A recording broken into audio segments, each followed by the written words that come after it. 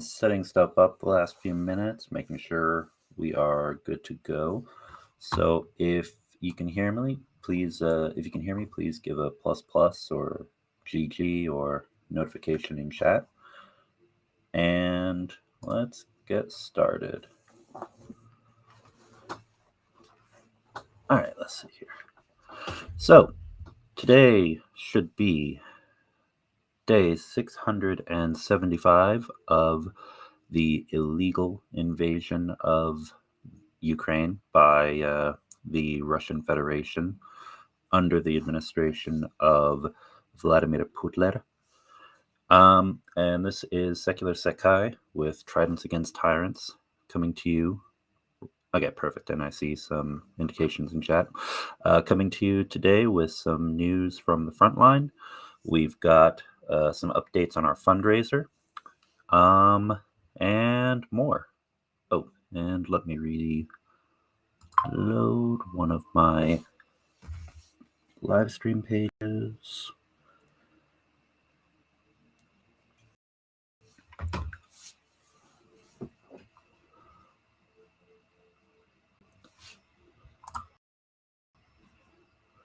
And let me also make sure my notification. I'm going to turn all my notifications off for right now because I don't have them appear on screen right now. But yeah, I've noticed sometimes in videos and live streams that I have random pings rarely go off in the background. So let's make sure that doesn't happen. So yes, sorry for not getting the notification up a little bit sooner. Hey, Andreas. Hey, Chris Lundy, Anna, Slava Ukraini. Thanks for joining us today. All right. And yeah, so as I was saying, the notification was meant to go up much sooner, but unfortunately, aside from it being a busy week, busy work week, I also had someone who was sick the other day who I had to care for. And so unfortunately, that took up, I was away from my computer all of yesterday when I wanted to get a few things set up. But family comes first, and took care of that. And I was not going to cancel this stream. So yeah, we're going to keep on going every week. If there absolutely has to be a postponement, I will let everyone know. But gonna stay consistent with this time on this day. All right. So let's see here. Oh, I see. Oops. Sorry. Click the wrong button for a sec. And Hill, Anton. Hey, welcome. Hey, good to see you. Both of you. Okay, perfect. For anyone who's unaware, Anton specifically has been a huge help with logistics for a lot of the stuff we do here on the channel, on the ground. So, yeah, welcome and thanks for coming, man. All right. Now then, first thing we'll go ahead and do we'll do an update on. Let's see what's going to be the best way. This will be the best way to display this. We'll start with our fundraisers. And actually, before we do that, let me make sure there's no one else who's going to be blasting any TVs or anything while I'm streaming. I'll be back in 1 sec. Literally just going to pop into the other room for 1 second.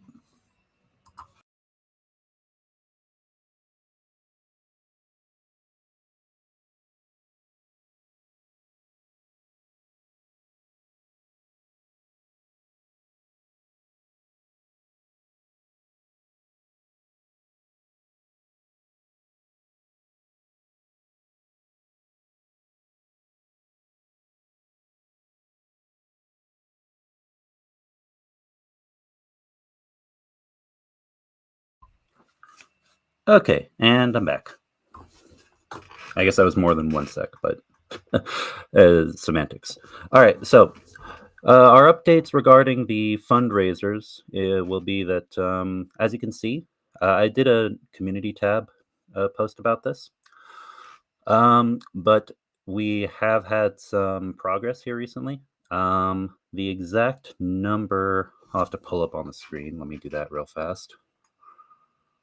But basically, we are at 12 of 110 of the drones so far. The amount, you'll notice, has gone back down to 0 because we withdrew some of the funds and then subtracted the amount, which I believe was about 120,000 hryvnia, from the total goal that we have left to fundraise. So, yeah, we should have gone from 2,078,000 hryvnia down to 1,958,000 hryvnia, which is a good chunk. And yeah, so right now, currently in the bank or in the jar, we have 5,721.88 toward the 110 FPV drones.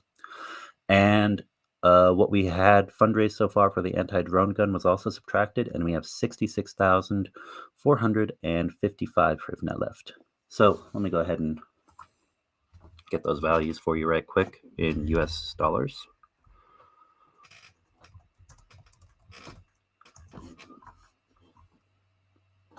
And in fact, yeah, so 1,958,000.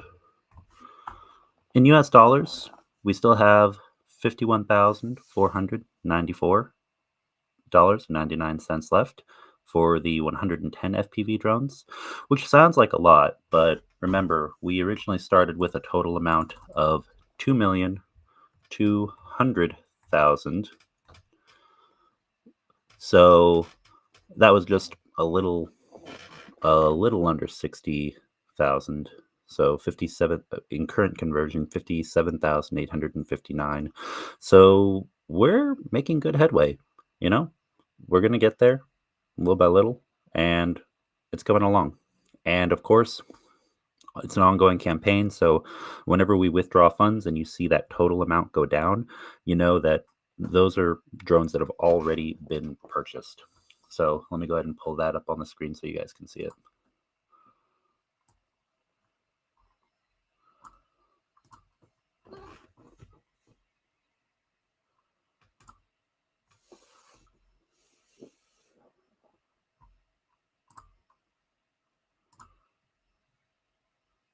Okay.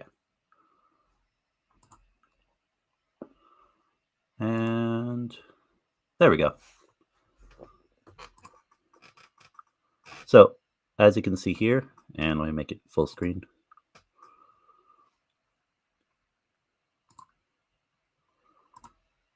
And I'll go ahead and, oh yeah, I'll keep the chat overlay up. But as you can see here, the total amount is 12 out of 110 currently purchased out of the remaining drones. So coming along quite nicely. And I just want to say I just want to give a deep thanks to everyone who has donated, from here on the channel to Rick. I'm sure most everyone here is aware of Rick's channel, but for anyone who isn't, go check out Rick the Ukrainian. First thing that'll pop up if you just type in the name Rick and then type the Ukrainian on YouTube, you'll find his channel. And he is one of the best streamers, one of the best supporters of Ukraine that I know. He is Ukrainian, good friend, really great guy. And yeah, just thank you to everybody, because this does help. This helps save lives. Oh, in addition, let me see.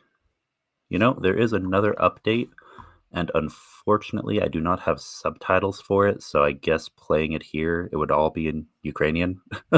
But yeah, I'll be posting an update about it on the community tab today, after the stream. But one big piece of news that I got regarding the 110th Brigade, who we are supporting with these drones, and with the anti-drone gun as well, is that President Zelensky himself visited frontline troops the other day, and among them, the 110th Brigade, they actually received an in-person president from the president of Ukraine, which definitely is a morale boost.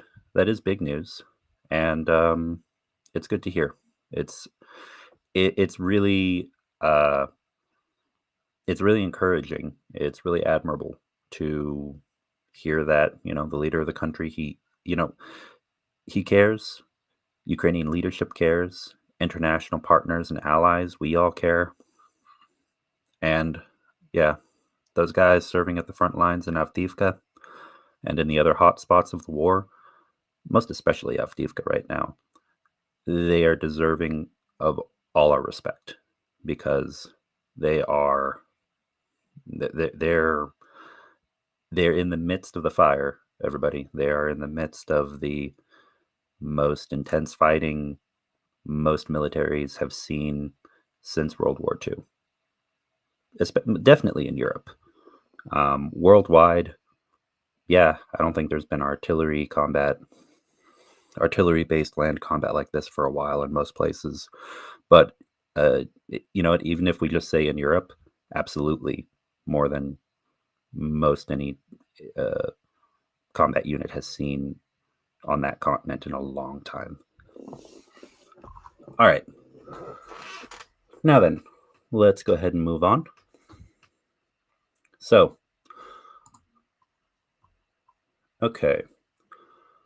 For right now, I guess what we're going to go ahead and start with is next thing we'll go ahead and cover is in the last stream and in one of the more recent videos that I had posted, we discussed an advocacy campaign for Ukraine, contacting representatives for United States citizens, because as many are aware, unfortunately, due to hangups in Congress, Ukraine aid has been kind of politicized, and it currently there's kind of a political duel occurring in Washington, D.C. regarding what the future will hold for how much aid will be released to Ukraine and at what time intervals. So basically, the way that I see it is there are many ways to support Ukraine, but two of the biggest ways are kind of what we do at the grassroots level, which is to put our own time, our own volunteer work, our own hours and money into fundraising, into donating directly from our own funds, into basically getting money to organizations and individuals and volunteer units and combat units operating in Ukraine. Basically, just whether it's in the hundreds or the thousands or even more, whatever the amount being that we can give to directly assist with medical supplies, with drones, with body armor, with whatever we are legally able to send and assist with. And then the other approach, which is also very important, I would say equally important, because both are extremely important, is I guess the best word for it would be just maybe not political lobbying, because lobbying entails more than just contacting representatives, but definitely vouching for and encouraging, pushing for stronger support for Ukraine. Because at the end of the day, even if all of us had millions, and most of us do not have millions of dollars to give, with a war of this scale, billions upon billions, every dollar counts, and especially when they go to the places that need them the most, the supplies, the drones, everything that's purchased with that money. But yeah, in a war that is literally multi-billions of dollars in scale, being able to convince our governments to get involved, to stay involved, to really invest in the future of Europe's safety and security, and by extension, European allies such as Canada, the United States, various other countries around the globe. I mean, does make a difference. Ukraine winning this war will prevent future conflict. I honestly do believe that. Not saying that there won't be any conflict ever, of course. Global affairs are what they are, but I really do believe that if Russia feels emboldened, if they feel like they can get away with it, they'll start more wars after this. Now then, before we continue, so welcome everybody who's joined here recently. I don't think I usually say this, but definitely please share the stream, like and share the stream, because it does help. Even right this second, if you know a Discord channel or have other social media, we want to get the word out. We want to get as many people on as possible. And we're gonna move on right now. Let me make sure I've got that.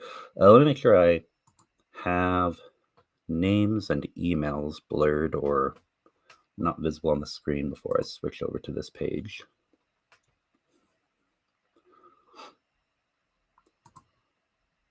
Yeah, okay. This looks good. And we'll share this tab.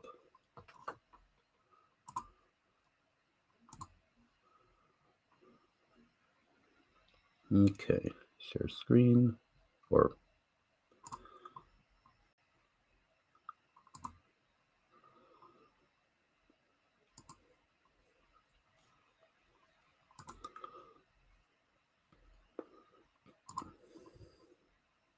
okay. Now I'll go ahead and make this full screen.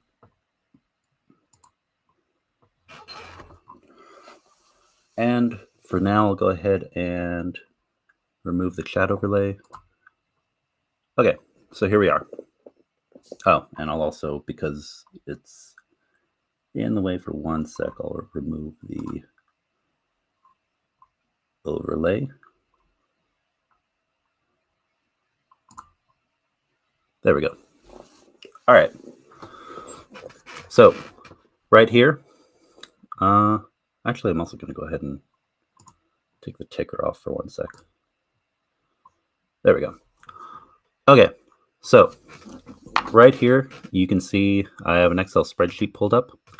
This is a spreadsheet that I have created to support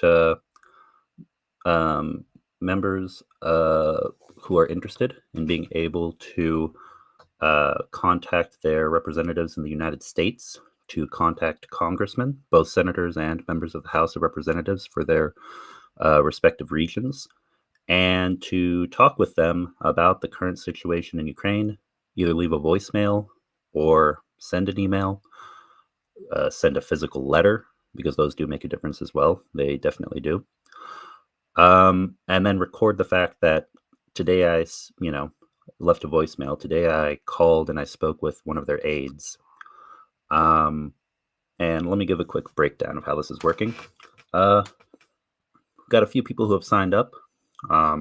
This one at the top is me. I've even before I started the spreadsheet, I was calling and leaving voicemails, but now I'm just recording it for posterity and for others to be able to join in as well.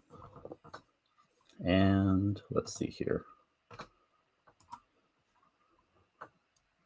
All right, so what you'll see here is I've got 2 little tabs down here at the bottom. One, this is for December of 2023. And in fact, let's go ahead and create an extra sheet, and we'll go ahead and just name this so we have it ready for later. January 2024. All right.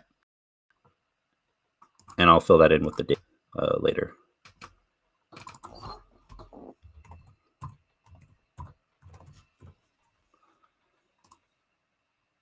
All right. So you'll notice it's a pretty simple sheet. And for each person who is involved, you can use an emoji. I've got links and emojis here on this sheet. And basically, if you put a phone emoji, it means you made a call. A little email, letter emoji for an email. This one is for snail mail, and a person can obviously, do this themselves if they want, if they follow these links and locate the physical address to send mail to their representatives. I have sent a few letters in the past, but I've actually been looking into the best way to set this up, and I want to try to use either use an existing service or create our own grassroots service where I don't know. I have a few ideas for how to do this and make it so that it's quick, easy, legally doesn't have any issues with how letters are being sent and by whom and on whose behalf if people aren't sending them themselves, but instead are trusting a service to do it. But my idea for this is to encourage people to both do it independently and also, just because life is busy, if someone doesn't want to buy a letter and a stamp and handwrite or print something, to be able to just type it out and then have it printed and sent by a service. I'm gonna have more details about that later. I'm contacting the White House, and I've for all of those. So the first two links are for, you can see here, pops up a little bit. This I've spoken about in a previous video, communityforukraine.org. And it has a list of all 50 US states, all of the representatives, and how you can contact them. Phone numbers, very quick, very convenient. Should be up to date until the results of the next election. That would change representatives and senators in Congress. And the second one is for Razom for Ukraine, and their votervoice.net, their voter voice page.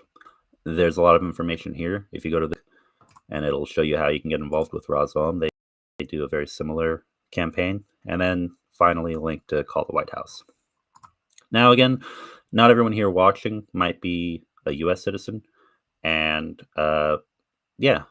definitely want to expand this to be more than just the US. So because of that, let me share the next one.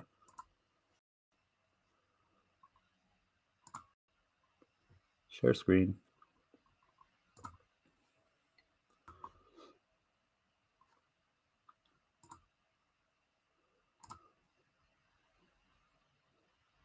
Because of that, I have this one pulled up, and this is for EU citizens, citizens of countries that are members of the European Union, to be able to contact their MEPs. So MP is usually member of parliament for a country, MEP being the English acronym for members of European Parliament. And again, I've just for privacy, removed the names and the emails for everyone. This is pretty new, and I'm actually going to be scheduling a call with people on Discord later to discuss this for Europeans interested in this. But similar to the other one, if I go down here, I'll create one for January in a bit, but you've got the days and then you've got links. These are all very useful links that I looked through and made sure they would be helpful to people. And you can basically use these to locate your members of European Parliament for your particular country. And similar concept, pretty quickly and easily allows you to find a phone number so you can call them, an email so you can reach them that way, and then, of course, addresses for sending snail mail. And yeah. So if anyone is interested, the way I've got this set up right now, actually, you know what? How many people do we have? We have 15 people viewing right now. If we get a few more, I might put a poll up. But basically, One thing that I have right now is I have this set up through a Google Sheet, as you can see. So I've been inviting people using using Gmail. Um, don't want anyone to I don't know. I'm doing it by direct invite right now because I don't want it to get shared so quickly that there are people who have no interest or trolls or someone who might gain access and then start um, intentionally or unintentionally disorganizing or otherwise scrambling things a bit on the Google Sheets. But yeah, if you have a Gmail and you're interested, let me know, um, and I can see about getting you access to this. But yeah, just this is going to be a consistent campaign for both U.S. and European Union citizens to be able to consistently contact the representatives and kind of just spur each other on. Show to others who have access, hey, we're doing this, we're continuing to do this, and the more of us who do this in concentrated regions, the better.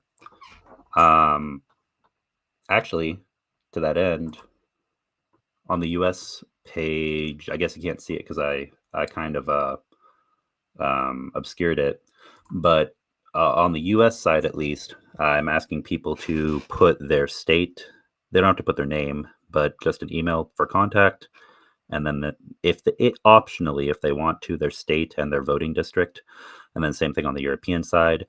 You can stay as anonymous as you want, so you don't have to, but it's optional. You could put your country, and I guess equivalent of voting district for your country if you want to, but since it's European Parliament, I think country alone should be sufficient.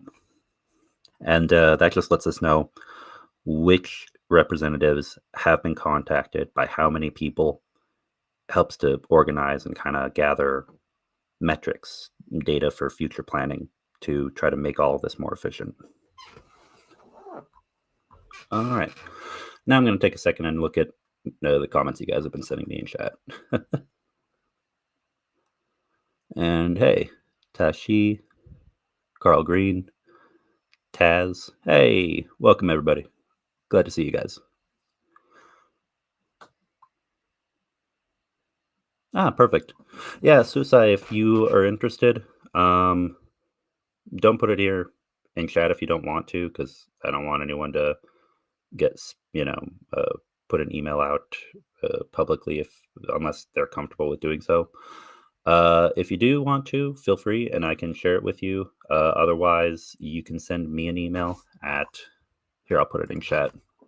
Actually, yeah, you know what? This will probably be the easiest way.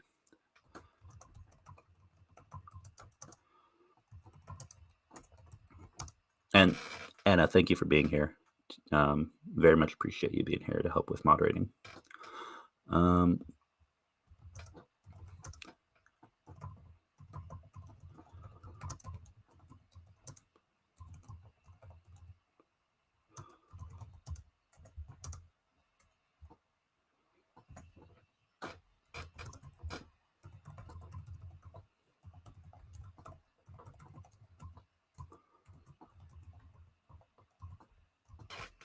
All right.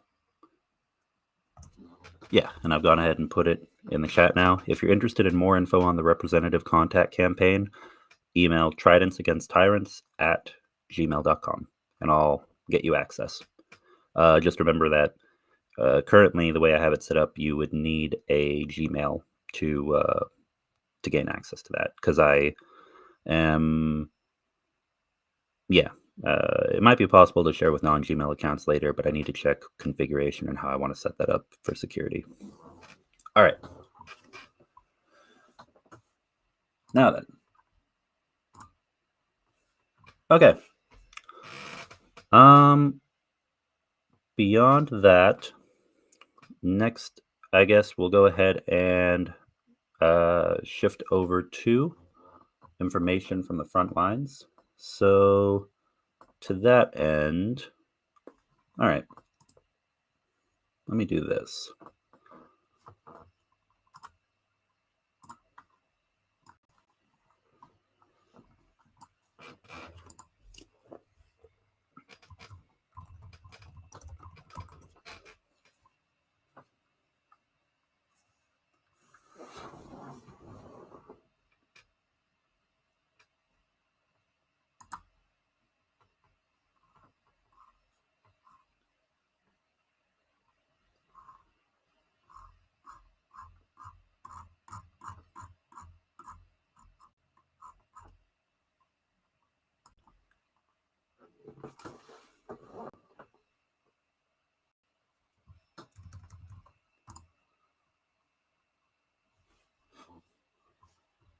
All right, so we're going to put up a headline now for a news article.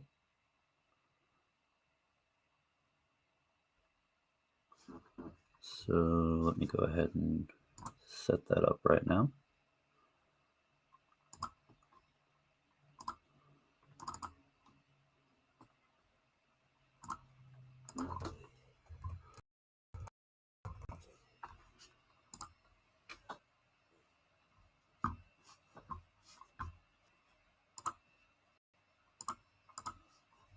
And as usual, I'll put the link in the description for the video.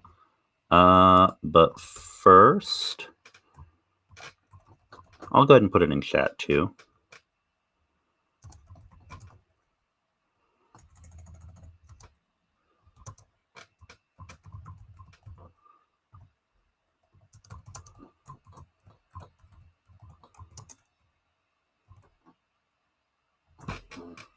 All right, so anyone who wants to just check the article out directly, it's there in chat for you.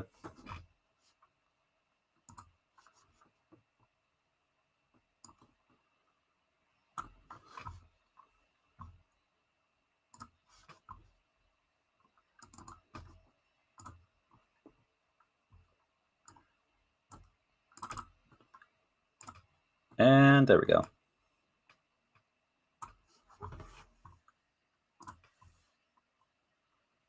All right. So from thedrive.com, Ukraine situation report. Zelensky appears near front in Avdiivka. And I'm going to put the chat back on. And yeah, so new comments will start appearing now on the screen. But in any case, if you want to discuss the article, you can feel free to do so. And yeah, it'll be visible in chat and on the screen as well, just so everyone is aware. All right. Now then, let me read this a little bit. So, the Ukrainian president's recent visit to frontline troops brought him extremely close to some of the heaviest fighting, published December 29th, 2023, at 5:50 p.m. Eastern Standard Time. So, as Russia launched the heaviest wave of missile and drone strikes against Ukraine since the start of the full-scale invasion, Ukrainian President Volodymyr Zelensky appears to have visited very close to the front lines. While the date of the visit hasn't been disclosed, Zelensky said on X today that he had visited Ukrainian troops near Avdiivka, the eastern Ukrainian town that has seen very heavy fighting in the last few months.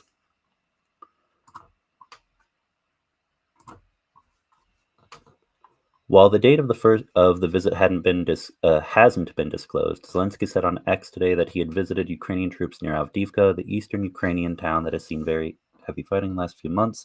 Zelensky wrote, "I visited the positions of the 110th Marko Bezruchko Mechanized Brigade." And again, for everyone who is not aware, 110th Brigade, that is who we are supporting on this channel. They are very brave. They are very strong, disciplined soldiers, and they are in the heat of fighting in this conflict. So there's the context there. One of the toughest spots of the front line. I personally thanked the warriors. We reviewed the defense situation and our troops' key needs with the commander. I honored the best servicemen with state decorations and presented Junior Sergeant Ihor Timoschuk with the Gold Star of the Hero of Ukraine. I thanked everyone on the front lines for their service this year. Our whole country withstood it thanks to such warriors. All those who against all odds defend our country. Those who deliver combat results every day. Understandably, Zelensky didn't provide a detailed location of his visit, although open-source intelligence, based on the video he published, appears to indicate that the Ukrainian leader was only a couple kilometers from some of the heaviest fighting anywhere in the country. Oh, and... Oh, perfect. Okay, that video that I mentioned that I only had the Ukrainian language version of it. Yes. Okay, I'm going to be able to show it to you now because this website has the same video, but with English subtitles. So let's pull that up.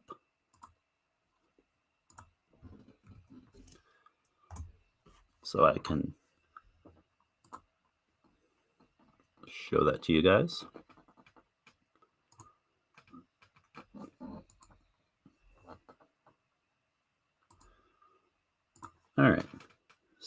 share.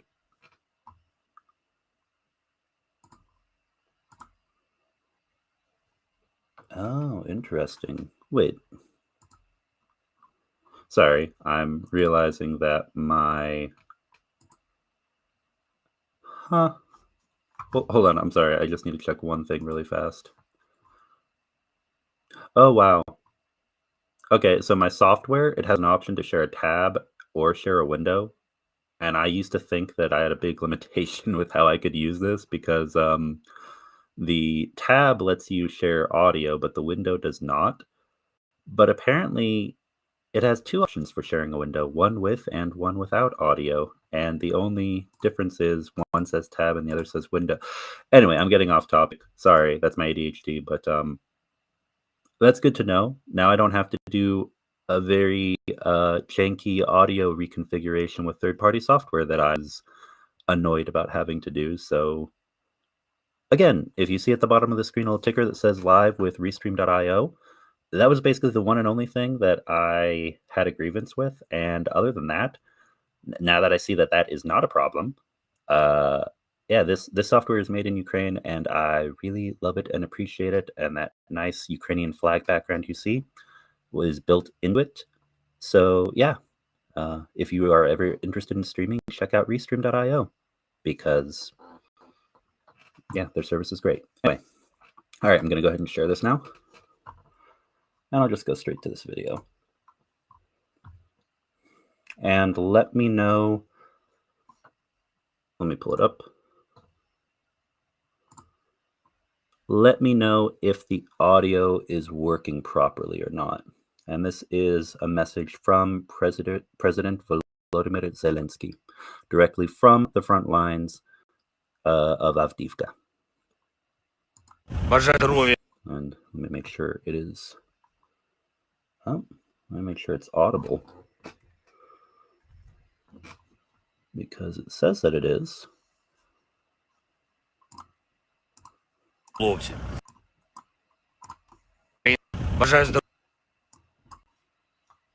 And if it's not, that's very annoying. This is why I don't use X, personally, among other reasons. Okay, let's check over here.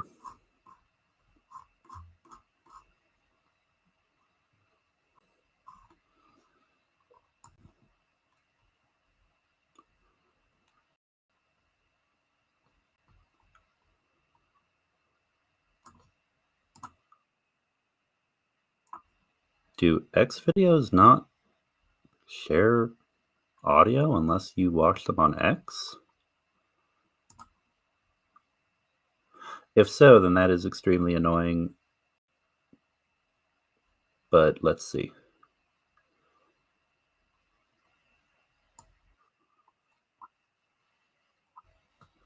Either that or my audio is... You hear it well? Okay, then it's just on my end because I literally was scrambling to get ready for this because of... Well, I already mentioned at the beginning of the video why. Okay, in that case, I can read it, so I'm going to let this play so you guys can hear it. Sorry about that.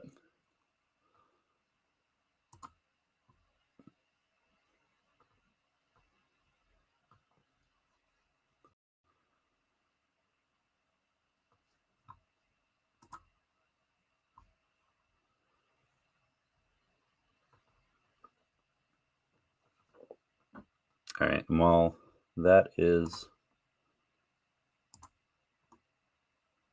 loading, come on, Twitter.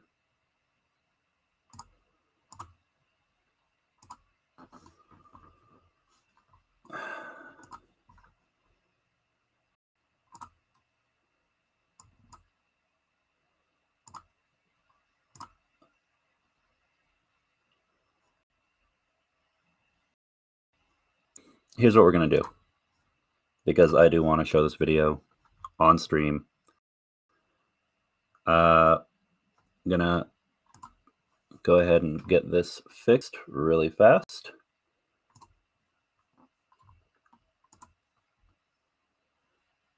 And then I'm going to share the video one more time.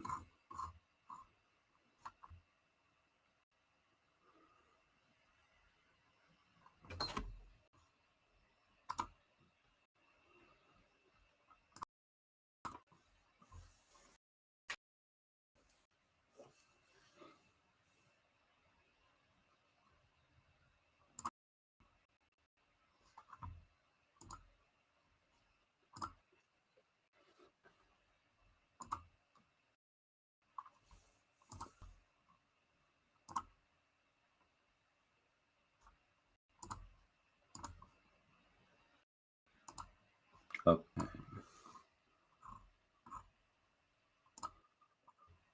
Okay. And it should be fixed now.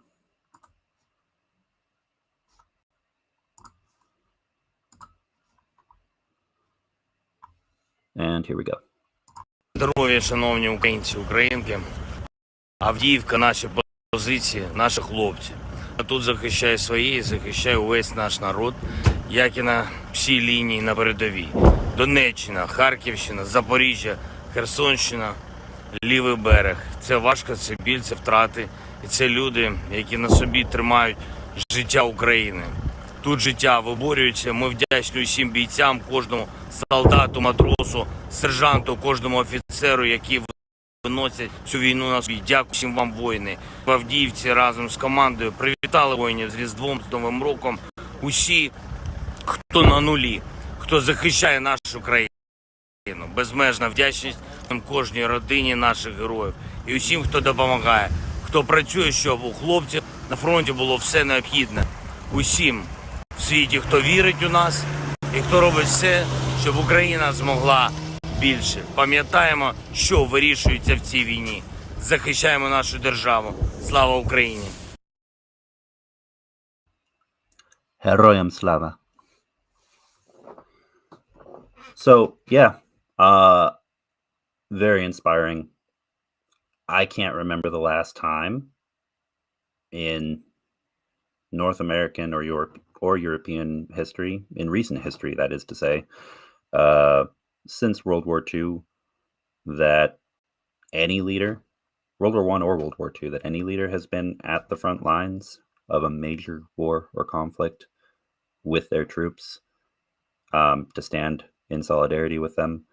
So this man is very deserving of our respect, people.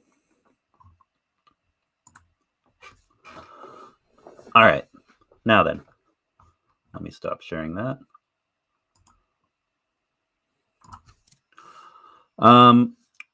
Continuing on with information about the frontline situation. Just wanted to play that video for you right quick.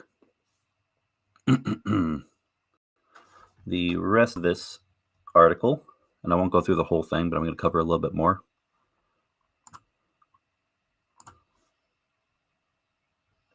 Of course. Sorry.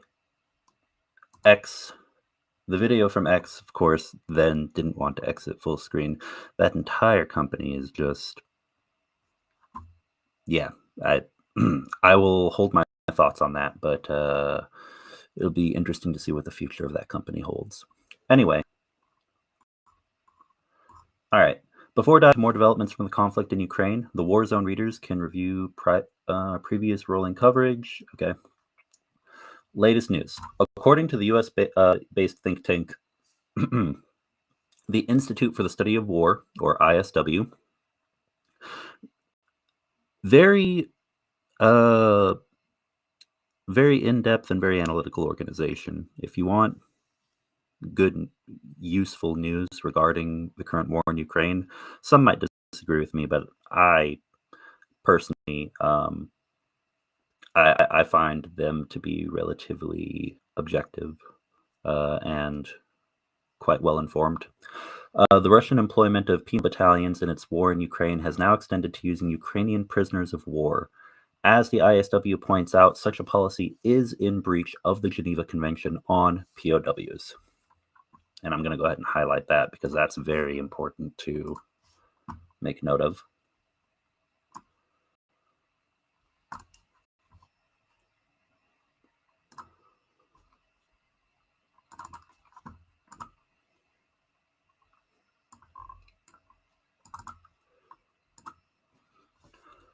With Russia having extreme difficulty in filling the ranks of its combat infantry, according to an October analysis from the UK Ministry of Defense, the Kremlin has been relying heavily upon convicts within so-called Sturm Z penal units. These company-sized groups were likely first fielded in 2022. There is a realistic possibility that Russia originally envisioned them as relatively elite organizations which could seize the tactical initiative, the UK Ministry of Defense posted on X.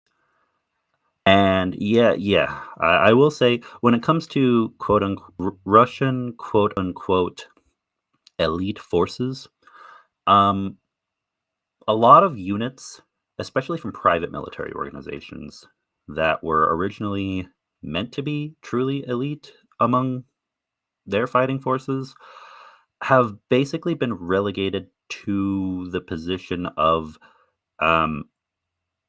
just cannon fodder, meat wave tactics, taking in those who have little or no military training, or even if they do have military training, no real combat training, especially for this scale of war, and throwing them into the meat grinder, as we are all aware.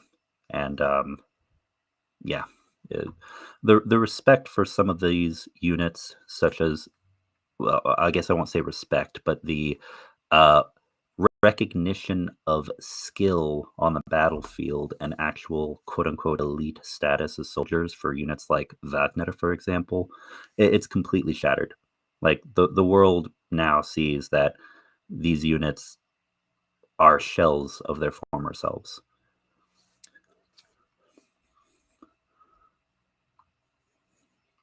All right, these company-sized groups, here we go. First-person view FPV drones continue to provide some of the most dramatic combat footage from the war.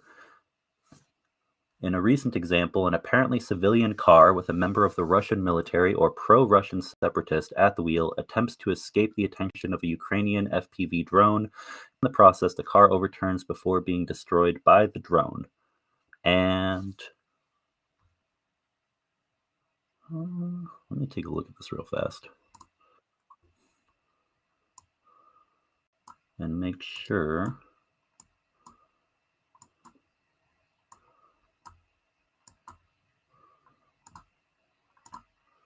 Yeah, this is only 11 seconds long, and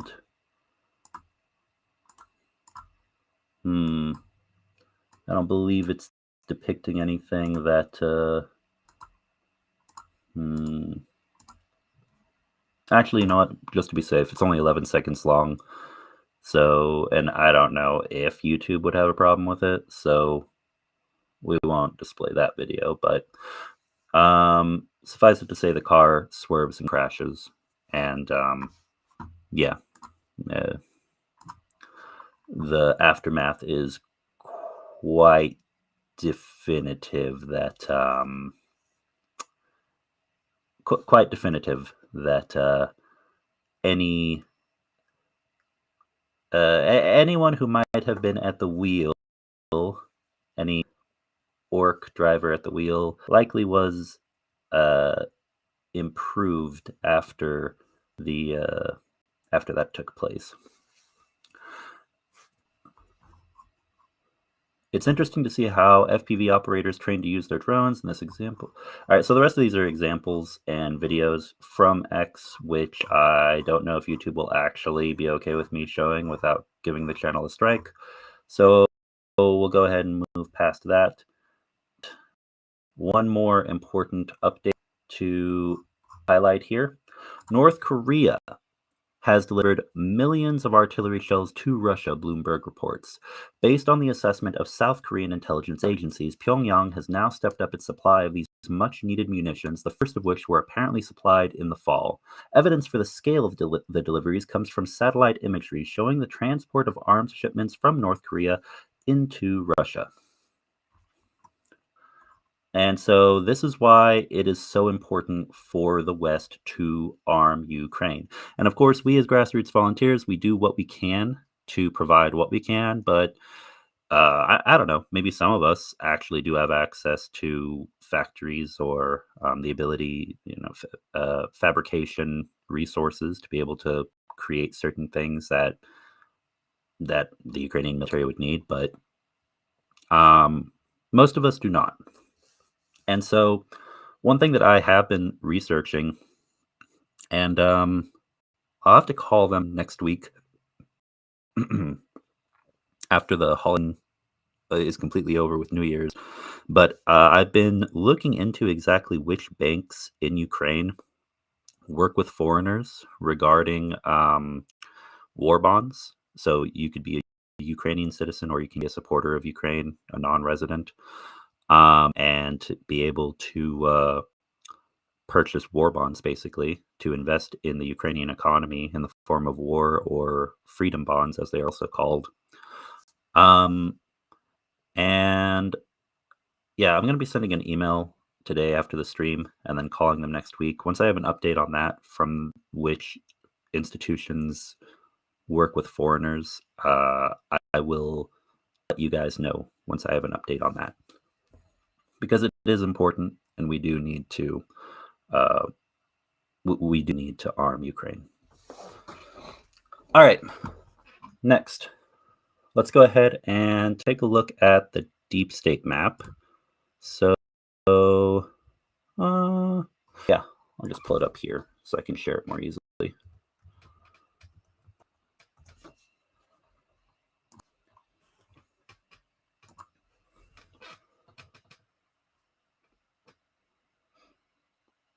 Oh, well, this is important. Okay, let's do this.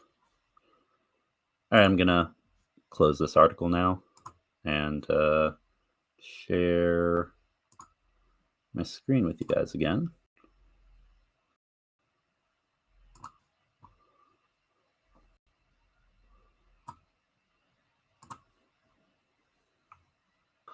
All right. Oh, actually, and before we continue on to the deep state map, let me go ahead and let me do this. I'm going to, keep in mind, if you have any questions, feel free to at Tridents Against Tyrants in the chat, or let one of the moderators know, and they'll ping me to inform me. Oh.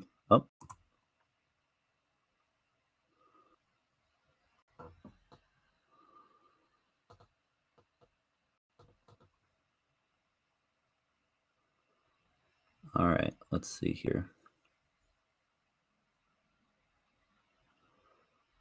Sorry, I got a message about another stream to help with. Let me move over to what I am needing to look at.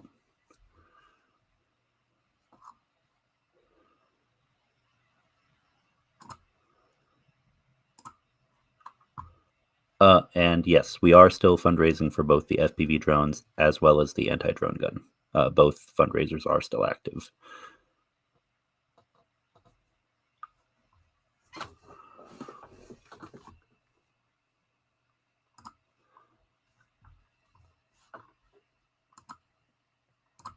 Okay, here we go. Now then, I'm going to start a Q&A session.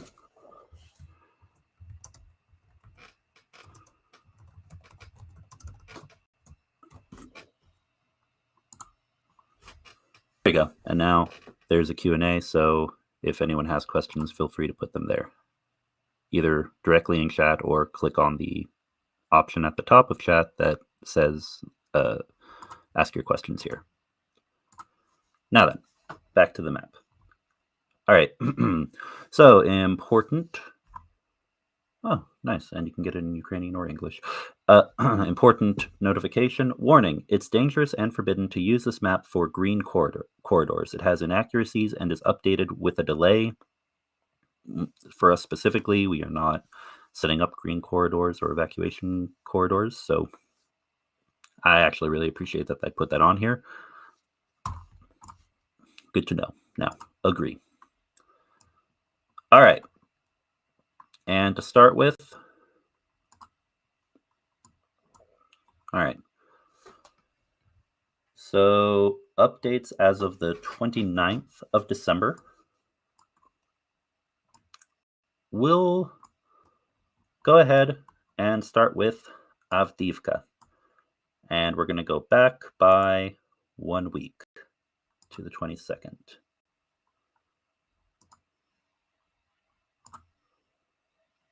Not looking for an update, just... Okay. We'll just manually do it because it's only showing me events instead of the map progress. All right. So here is the Avdiivka area as a whole on the 22nd, 23rd. Unfortunately, some small movement down here in the southwest on the 24th. We see more movement in the southwest and a bit toward Novobakhmutivka. A little more slow crawling in the Avdiivka direction. From the 25th to the 26th, we see a counterattack pushing back against that slow encroachment from the north near Vesele. And then we see another push from enemy forces in that area, slightly more toward the west. And then the 28th, after the fighting that had occurred the last few days, we see in a different direction from the south, a bit of a push. Looks like a neighborhood or a portion of this road on this grid style map of this neighborhood near Siverne. And a little bit of a push up north toward Stepove and Bertice. And then that's about where we are as of 29th. So the situation in Avdiivka kind of continues to develop as it has been. And again, I know it must sound like a broken record, but we're all aware of the situation. We're all aware of the fact that there is much that needs to be done. Avdiivka does hold. Avdiivka will hold. But the reason why I've started the campaign, and in fact, mods, we'll go ahead and also add the message that I sent earlier in chat. Oh, I can't. It's already gone. Okay. Well, unless I have it here. Oh, and I might have it here. Hold on.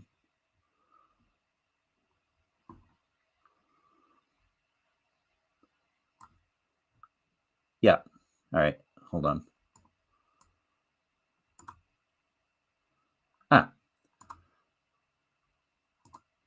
The only downside.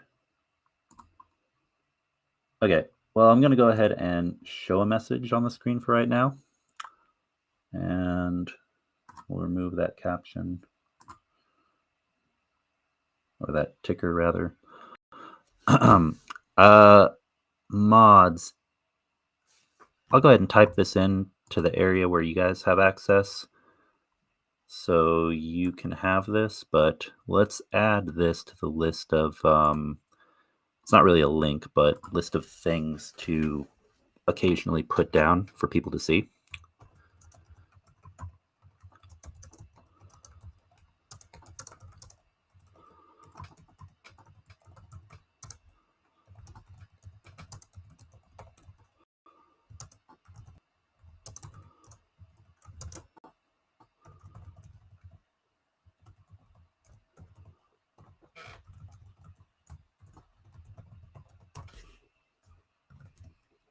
Okay, I've gone ahead and put that in there. And I'm also going to pin it for now. But yeah, that is important. And as I mentioned before, anyone who's watching the screen now, if you're interested, feel free to email me at tridentsagainst-tyrants@gmail.com. All right. And the reason for this campaign is exactly this. We'll do everything that we can, everything, as grassroots volunteers, whether it's in the hundreds, the thousands, the hundreds of thousands, even the millions of dollars, because some actually do have that to give. And I know for those of us who don't have that, it may seem mind-boggling, especially if that amount is or is not sufficient.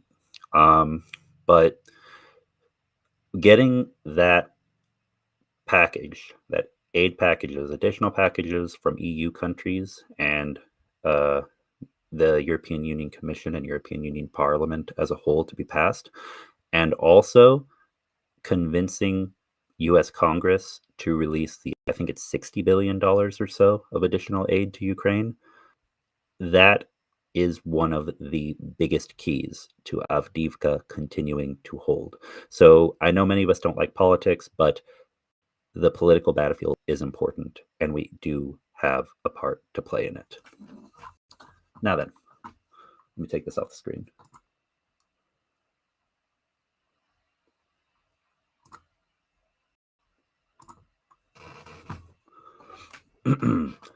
All right, so now we've looked at Avdiivka a bit. So let's take a look at a few other parts of the map. I want to keep on Kupiansk. I don't think much has changed up here, but let's just take a look real fast.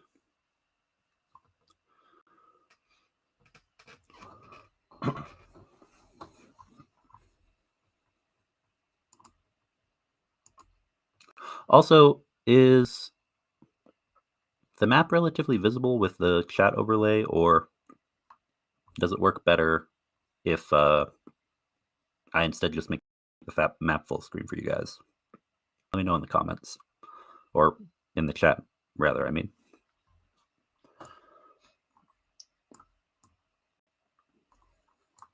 Kupiansk. There you are. Yeah. Okay, Kupiansk. So let's see, since the 22nd, how things are. And it looks like it's pretty steady. I'm sure that if I look up some articles or other informational sources, I'll find more information. But let's see here. Just looking at the map, everything seems like it. Oh, and as a matter of fact, boom, look at that. A small breakthrough in this direction toward Orlianka and Zatishne. One more thing, very important thing, because I don't think that I do enough of an in-depth analysis, for it to really damage OPSEC in any way. But if anyone at any point there's a breaking coverage of, don't even show a map, don't do any coverage of such specific area is announced and I'm unaware of it, please let me know. To the best of my knowledge, though, I'm not currently aware of any requests for information blackouts. But yeah, small breakthrough over here near Orlianka and Zatishne. And let's see here.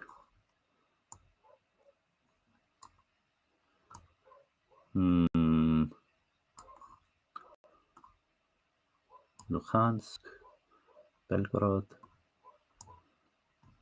All right, well, that'll be something to keep an eye on. Maybe we can, it may be a back and forth situation, but we may see a few villages or a few areas over here if more resources can be sent up here toward this direction.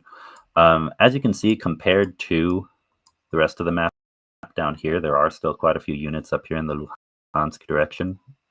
But, of course, the lot of fighting is happening down here in the south and in the southeast. All right, next, we'll take a quick look over here at the Robotny direction.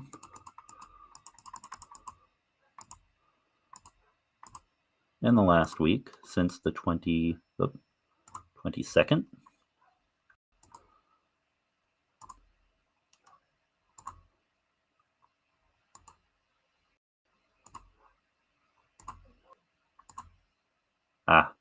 and so unfortunately we do see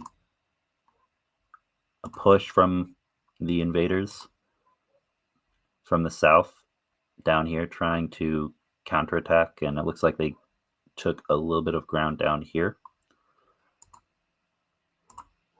And yeah, that is the case right now. A lot of focus is on Avdiivka for Avdiivka to hold, and of course, these are the current gains we see from the earlier, some of the gains, part of the gains that we see from the earlier counteroffensive, with a goal of getting down to Tokmak and then Melitopol. And yeah, moving into 2024, the more of those aid packages we can convince governments to send, the better.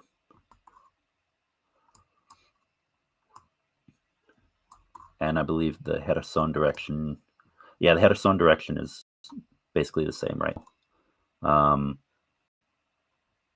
And I mean, doing aquatic landings, from one edge of a riverbank or from the sea onto a beach or any other similar landscape, it can be fairly difficult. It takes a lot of planning, a lot of coordination.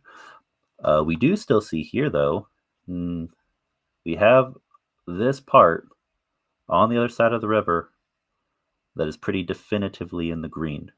So there is a foothold. And in the future, we shall see. Yeah, we shall see what the future holds for continued incursions and liberation of territory down near Oleshki and Holabristan, on the other side of the Dnipro. All right. Now then, let's see. All right, I'm going to take a look at chat for a sec.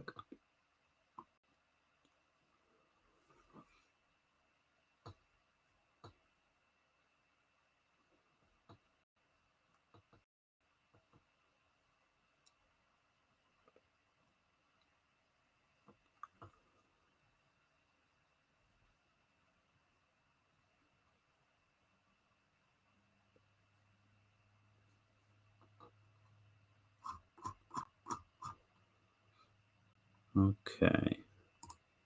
Questions? No questions yet, so we'll keep going. Okay, so we're 1 hour, a little more than an hour in. Let's see, we've covered a bit on situation in Avdiivka. We've gone over at least, one article. Next, let's see. I guess I would like to continue to discuss the current situation regarding U.S. Congress. So let me pull some information up on that.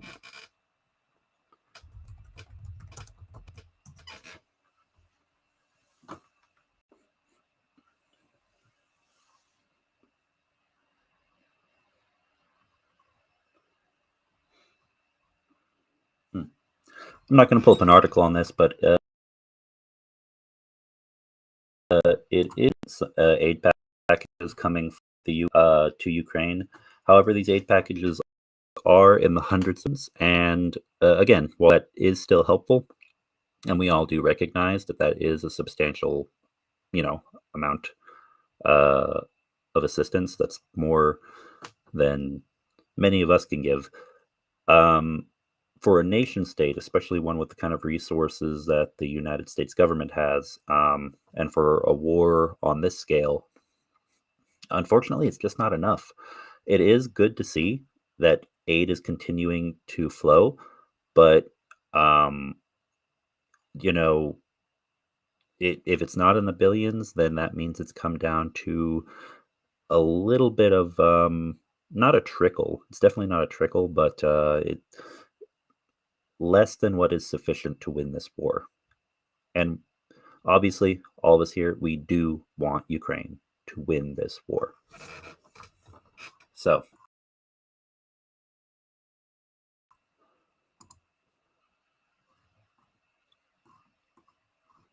all right, Congress. So, U.S. Congress, when they are officially back in session, let's take a look.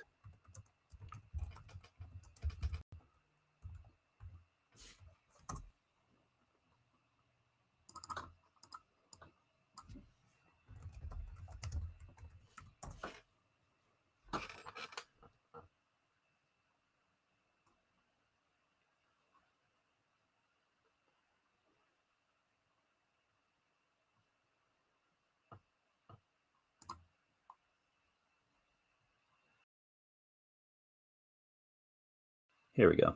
So they should on January 8th for the 108th, excuse me, 118th Congress, second session. So, yeah, anyone who does want to take part, or even just do it independently, any voicemails, calls, emails, physical letters, send, be sure to keep doing them so they have a bunch of them when they come back to the office. And I'm sure they have aides and assistants who are still working through the holidays, because they always do. But the representatives will not be back in office and back in DC to meet February 8th. So keep that date in mind, everybody. All right.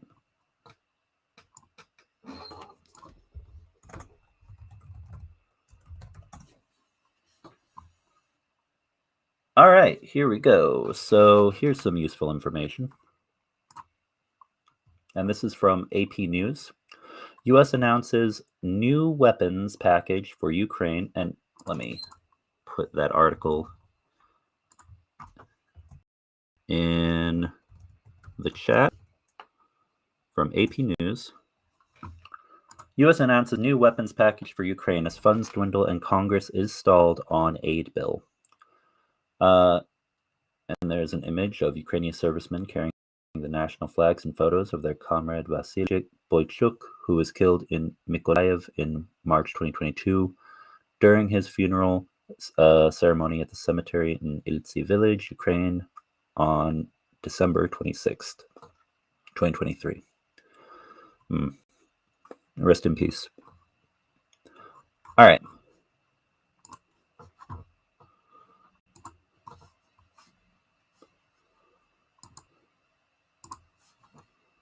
Now then, let me put this up on the screen.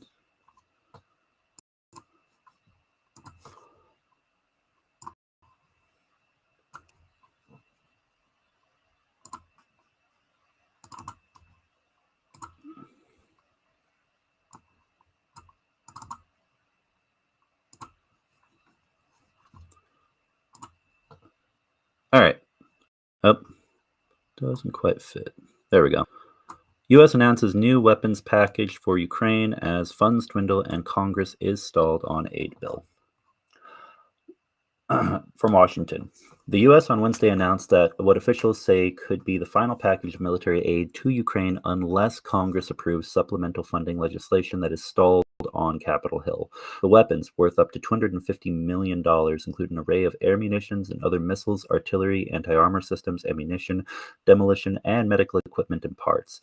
The aid, provided through the Presidential Drawdown Authority, will be pulled from Pentagon stockpiles. In a statement, Marine Lieutenant Colonel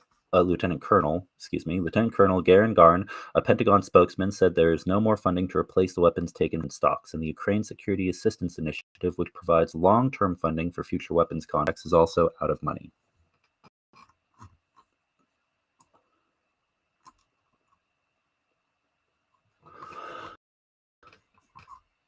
As a result, Garn said Wednesday, without the supplemental funding, there will be a shortfall in replenishing U.S. military stocks, affecting American military readiness. President Joe Biden is urging Congress a $110 billion aid package for Ukraine, Israel, and other national security needs. So keep in mind, that is Ukraine combined with Israel, combined with other additional national security needs. So it includes $61.4 billion for Ukraine, with about half to replenish Pentagon stocks. It also includes about $14 billion for Israel as it fights against Hamas, and $14 billion for U.S. border security. Other funds would go for security needs in the Asia Pacific. So I imagine that could be a variety of allies from South Korea to Japan to Taiwan and others. All right.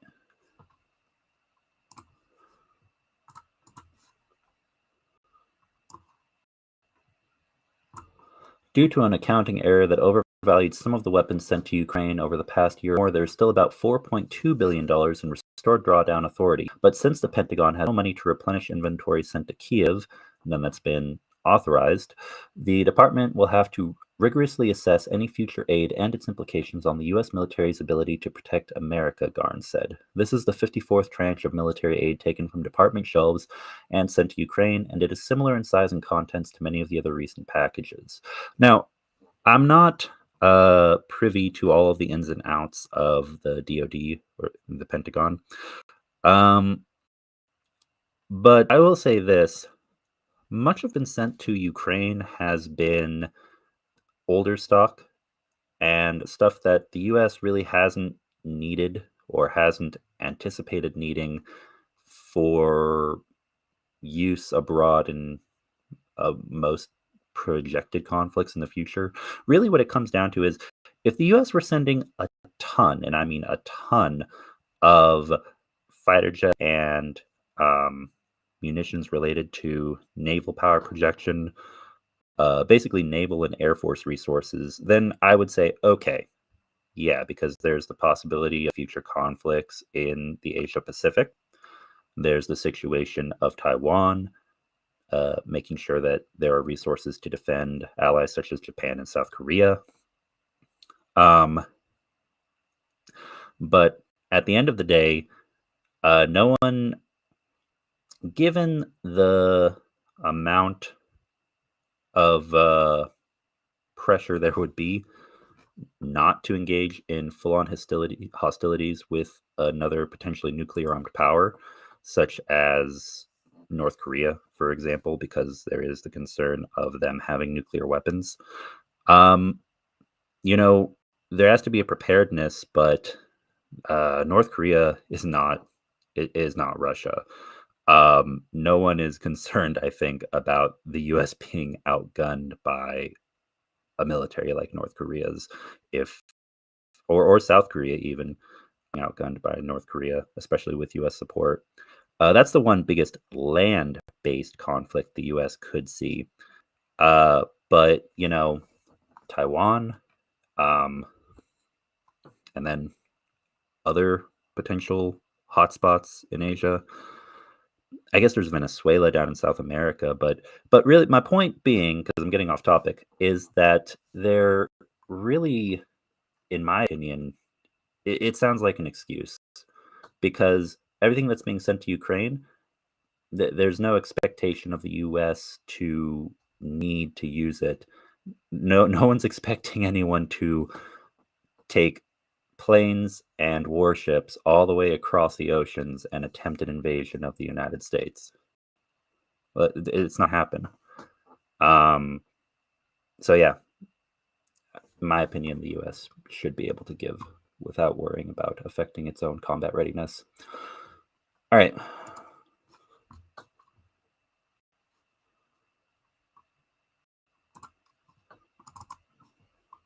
Let's put this up real fast.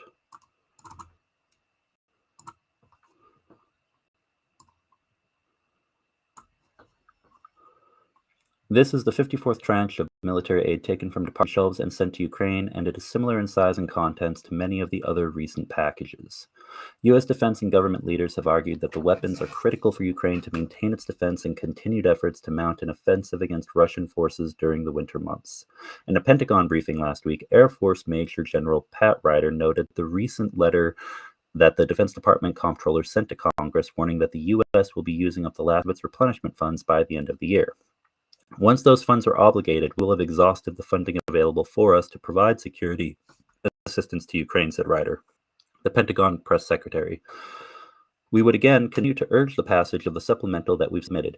It is imperative that we have the funds needed to ensure that they get the most urgent battlefield capabilities that they require. The latest aid package comes as the war in Ukraine drags on into its 22nd month. So we're, getting right to the 2-year mark here very soon, everybody. Russia fired almost 50 Shahed drones at targets in Ukraine and shelled a train station in the southern city of Kherson, where more than 100 civilians were gathered to catch a train to Kiev. And a day earlier, the Ukrainian warplanes damaged a Russian ship moored in the Black Sea off Crimea, as soldiers on both sides are struggling to make much progress along the front lines. So, yeah, I think that kind of sums it up right now. the war continues, and it's not really anyone winning or losing on either side right now. It's kind of holding steady. And heading into 2024, let's get that support to Ukraine. Let's get them what they need, everybody.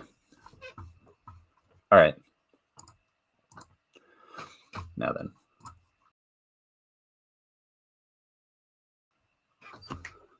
Let's take a look at... Yes. This one directed at me, but I see a comment here. And yeah, I do agree with you. Actually, it just appeared on screen. It looks like that Europe has not produced the munitions that they promised they would, unfortunately. And weapon production really does need to be ramped up and made more efficient.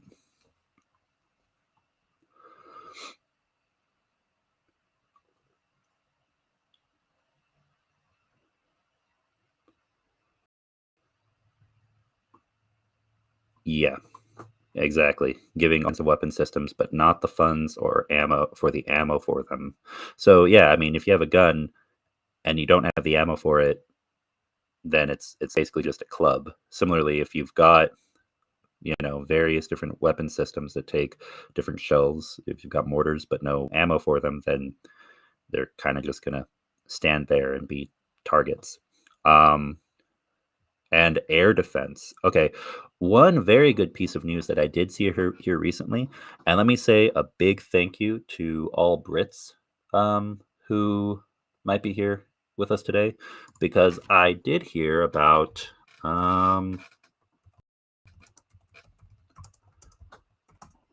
sorry if you can hear me typing. I've got my setup with the microphone maybe a little too close to the keyboard. From one day ago, UK bolsters Ukraine's air defense after Putin's latest airstrikes. The defense secretary announces that hundreds of British-made air defense missiles are being shipped to Ukraine to protect civilians and infrastructure from drones and bombing. This is actually from... Hold on. Let me double check. Yeah, I mean, gov.uk seems to be an official government website of the United Kingdom. So, again, I'm going to put this article down here, and we're not going to read the whole thing, but I am going to just discuss this and show you guys.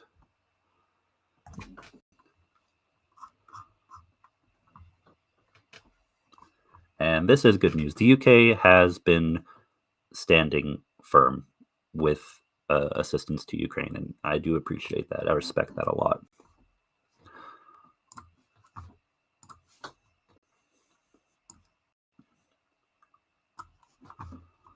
All right, and let's put this up. And after this, we'll do some updates based on videos, because I know not everyone likes to get a news report read to them. I know many do, like to hear about it and get these links, but I know others are maybe more engaged with a video, which I understand. I enjoy both. I want to have a mix of both. But the UK bolsters Ukraine's air defense after Putin's latest airstrikes.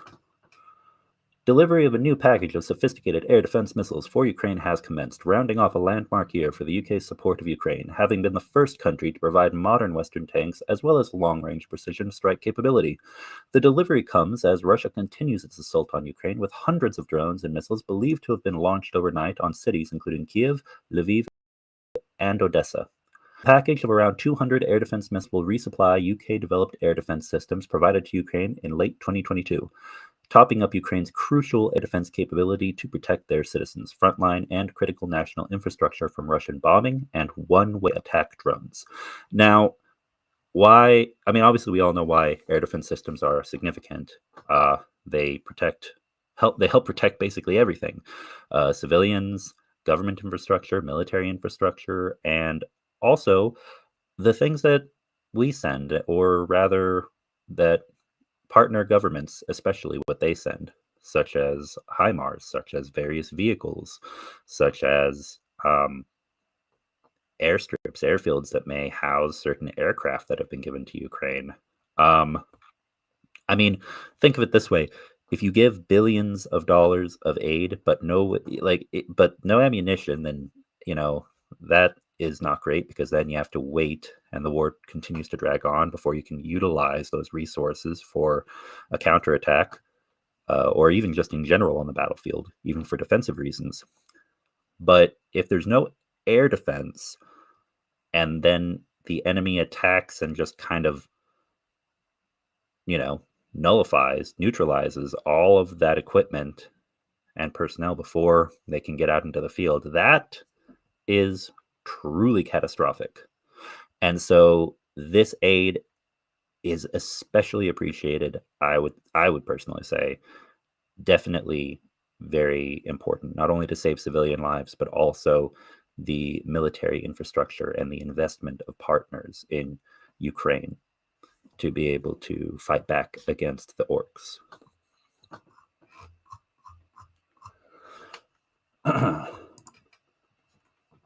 Let's see. The new package of support comes amid the most significant year for the UK's military aid to Ukraine so far. Following announcements by the Prime Minister at the start of the year, the UK has now supplied a squadron of battle-ready Challenger 2 tanks, 3 batteries of self-propelled AS-90 guns, hundreds of armored and protected vehicles, as well as long-range precision strike capability in the form of Storm Shadow cruise missiles and long-range attack drones. So yeah. And of course, there is more. But I'm just going to round it off with this last part. UK military support to Ukraine has seen a total commitment of 4.6 billion British pounds, with the 2.3 billion pounds set aside for fiscal year 23 to 24, covering up until the end of the financial year. The Prime Minister has expressed his intent to continue support for Ukraine in 2024. So yeah, thank you very much, British government and citizens, for standing with Ukraine.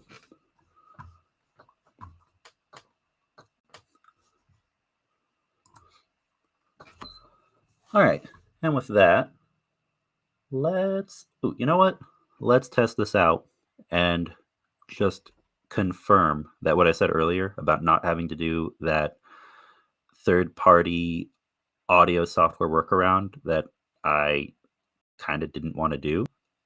Let's make sure that this is working as expected. So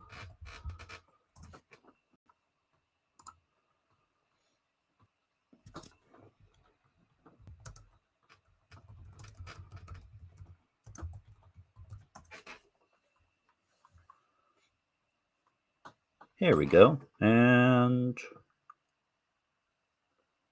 this is from 21 hours ago with, I recognize this person. We won't watch the whole thing, but let's watch part of this. Yeah, should be okay for fair use, especially if I'm doing a commentary. This is from Time Radio.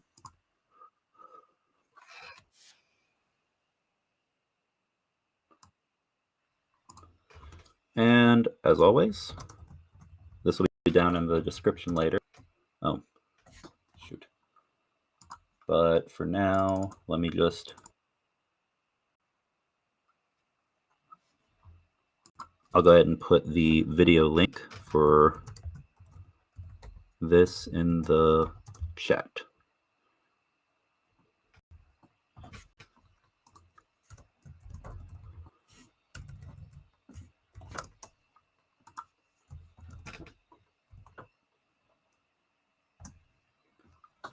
All right.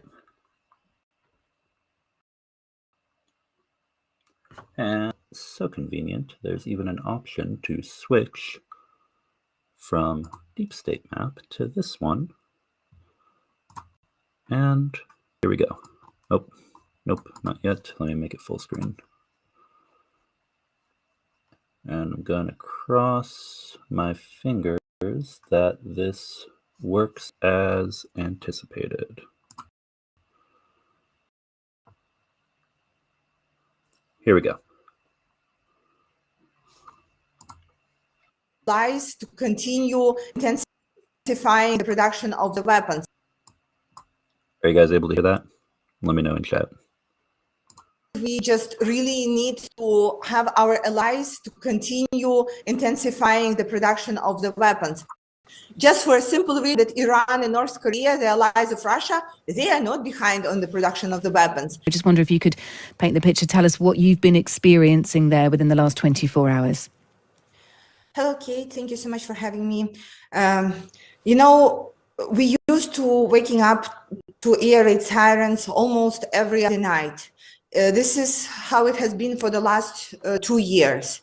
But today the attack started at 7 a.m. and we have explosions right away. It was more than 100 missiles throughout the whole country. And the intensity of this attack had the purpose of exhausting the air defense systems and distract. Let me just say also, as always, I know we've heard of many of these attacks, but all of these major attacks on civilian infrastructure and attempts to terrorize the Ukrainian populace, to hell with the Russian military and the orcs who continue to do this, commit these war crimes, and yeah, they won't get away with it. Let's continue. Air forces from taking missiles. So some of them obviously hit the targets, but most of them were taken down. But it was incredibly hard generally when you're sitting at the basement hoping that none of your loved ones are hurt, and then you start hearing then in all the other cities, in Kiev, the situation is pretty much the same, in Lviv, in Sumy, in Odessa, everywhere, in Dnipro, and that the maternity hospitals are being hit. It is a frustration and devastation that I don't want to say that we used to it, but this is something that already happened to us. And the issue is that Russia was able to accumulate enough of the weapons to perform such an attack. And the issue is that its allies like Iran or North Korea are supplying it with enough of the ammunition and enough of the missiles. And the issue is that the sanctions are not stopping Russia from continuing manufacturing all the drones and missiles. And this is why we can expect another attack this in the. Yeah, she just said here regarding the regarding the issue of North Korea, Iran, other allies. This, unfortunately, this is something we have been aware of, because while a large portion of the global arms market does flow through Western countries, not just the U.S., but just those are that are generally described as quote unquote Western aligned, kind of to a certain extent, Mexico, yes and no. Most Western European countries, Australia, New Zealand, Iceland, Greenland, basically, again, the majority of NATO countries.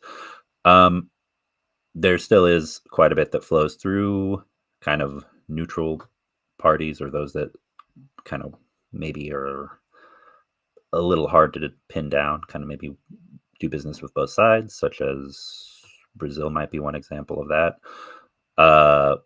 And then, of course, those who are aligned, their interests aligned with Russia, such as Iran and North Korea, and to a certain degree, China. And actually, I'm going to put a poll up also while we continue to watch this. If you guys would like for me to do some videos or streams dedicated to who might be described currently as all enemies of Ukraine, basically dedicated to Russian allies and what they're up to. But let's continue while I set that up.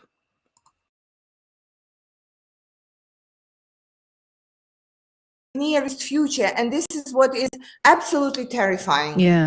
When you were in your basement you know, probably realizing that this attack was a little different, much more prolonged, and you were starting to understand that other major cities, all areas, large areas in Ukraine, are under trials. What was running through your head, Kira, as to why there was this strength of assault in this period between Christmas, beginning of a new year? Why Russia retaliating or issuing this strike in this particular way? So first of all, we should never be talking about retaliating on Russia. Look, they have their aim, and they are going forward with the plan to destroy and kill us all. Yeah. And they have never stepped away. But there was huge damage to a Russian warship in the Black Sea, and that's why I mentioned retaliation, is that Russia was surprised and upset by that, and that it's been suggested that Russia normally reacts to a big attack from you with a retaliation on this level, an airborne air missile retaliation. I think it is a little bit premature to saying that Russia reacts to something. Look, they have started attacking us 10 years ago, and they started full-scale invasion 2 years ago. And what we are doing from the day one, we are defending ourselves, we are protecting ourselves. And our way of destroying Russian missiles, Russian warships, is just a way of stopping those missiles coming our ways to our homes. And if you look at the dates that Russia used for the massive attacks over the last 2 years, it is not related to the warships or to some Ukrainian successes on the battlefield. It is usually related to some dates. I must.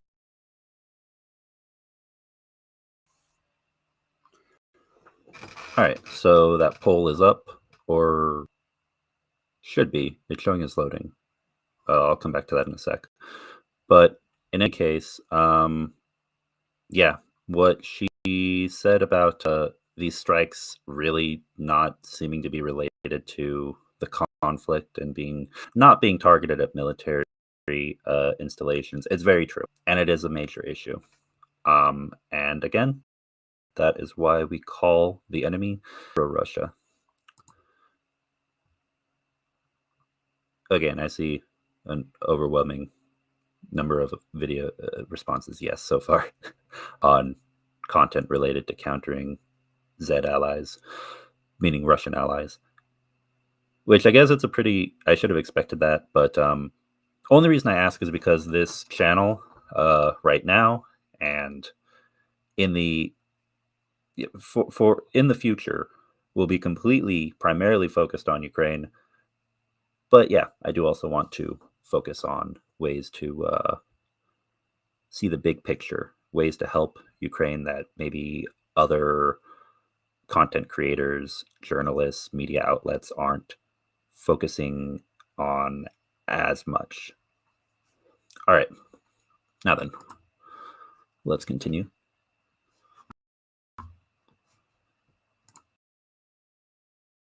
Just interrupt there, Kira, and just say that we saw a similar hot airborne attack after the Kerch Bridge was attacked. You know, this isn't the first time Russia has waited a couple of days and then launched a big attack at Ukraine. But we have seen it happening without any other prerequisitions, right? When it was happening out of the blue because they had just enough missiles accumulated.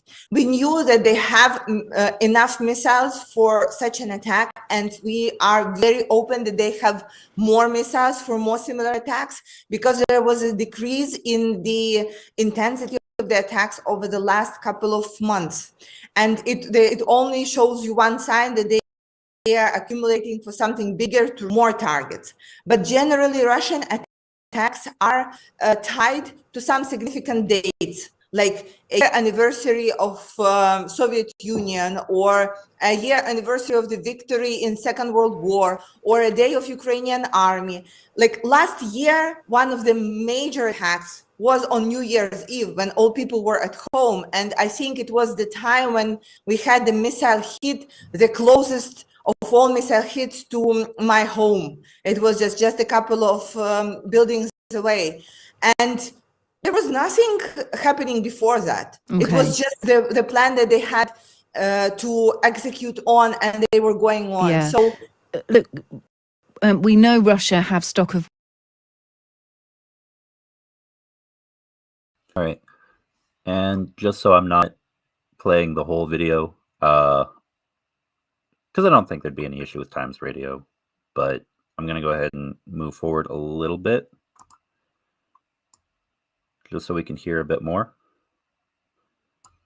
and get a bit of the conclusion. Because, yeah, I mean, this woman, Kira Rudek, and Times Radio, really as a whole, have been standing by Ukraine quite a bit. So what they have to say is important.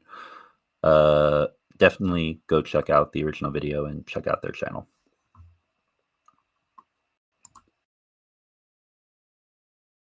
Does not get their parts for the missiles and drones, and this is not what's happening. Yeah, look, no weapons supply is an issue. It has stalled both from Europe and from the United States as well. In the last hour, our Defence Secretary Grant Shapps, he's confirmed that hundreds of British-made air defence missiles will be sent to Kyiv to help you restock.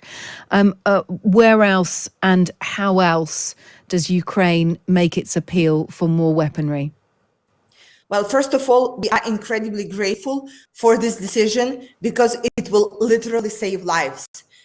Of 28 people that died this morning after this attack, they could have been alive if we had better air defense systems. So the ammunition, the supplies that you're sending our way, they will allow some of us to stay alive, and this is so critical for us. Well, second point, we just really need to have our allies to continue intensifying the production of the weapons. For a simple reason that Iran and North Korea, the allies of Russia, they are not behind on the production of the weapons. And we see that. We see that very clearly, and we feel it when we are sitting in a basement with all the Armageddon happening outside. Okay. And so for the next year, we really need for all the political promises that have been made to be actually exercised on. I think we don't need to be talking about something else or something different. We just need to have everything that's been promised actually be delivered and handed over to our army, so we can. Kira,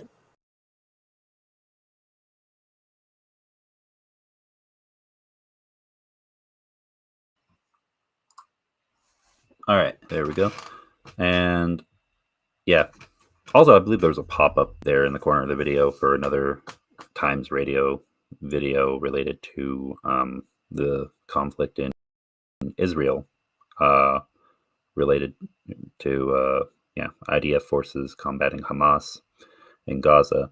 And there was also an advertisement that popped up. I need to get YouTube Premium, so I don't have those when I'm streaming. But in any case, yeah,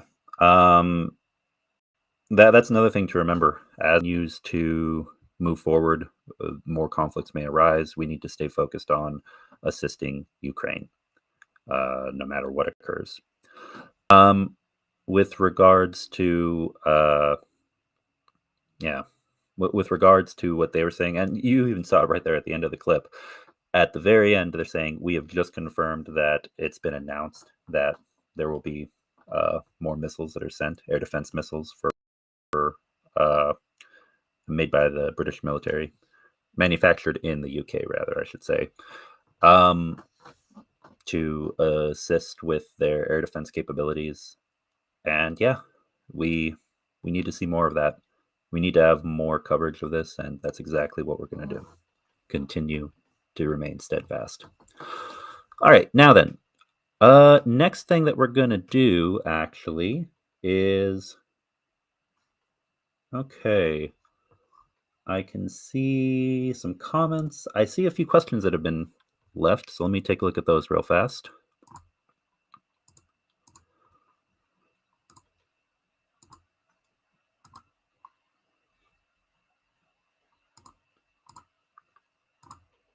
Here we go. So from Michael Michaels, river defense idea. Do you think they would be any good? The M1152A1 Humvee was equipped with the Land LGR-4 launcher developed by the Louis Lewis-based Arnold Defense Company. Lewis-based? Is that supposed to be St. Louis or St. Louis? Like in Missouri? Okay, hold on. Now I'm curious.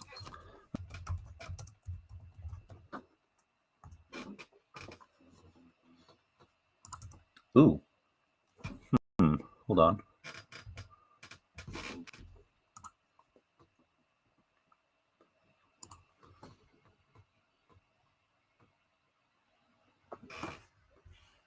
Well, okay, so just doing a quick check on Arnold Defense specifically, I do see some mention of equipment manufactured by them possibly being in use in Ukraine. I'm having to take a look because I'm not familiar with Arnold Defense specifically. If they are a major player, then I apologize for not being in the loop, but let me take a look.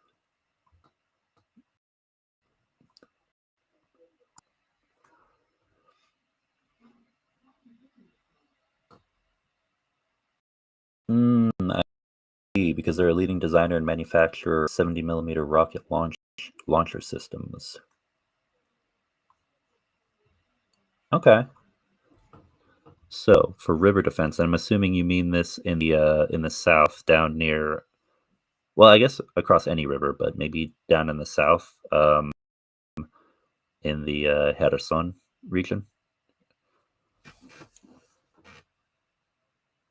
I mean, I think Humvees equipped with any launcher, it seems like it's probably very good quality, produced by Arnold Defense, would likely be beneficial for quick hit and run tactics, or for coordinated offensive capabilities. If you mean for missile defense, as in kind of like a mobile air defense system, I'm not aware of. I would need to, I would need to take a closer look to be more informed on that. Actually, hold on a sec. Let me see if there's a way for me to pin this, or there. Can I select? What happens if I select? Hold on.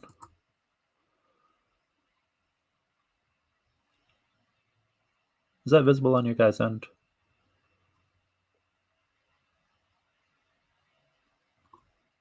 Also, I'm going to go ahead and end the poll from earlier. And yes was the winner. Let's see. Let me know in chat if that does appear as pinned at the top for you guys to be able to see which question I'm responding to at the moment. In the meantime, let's take a look at the Land LGR4 launcher.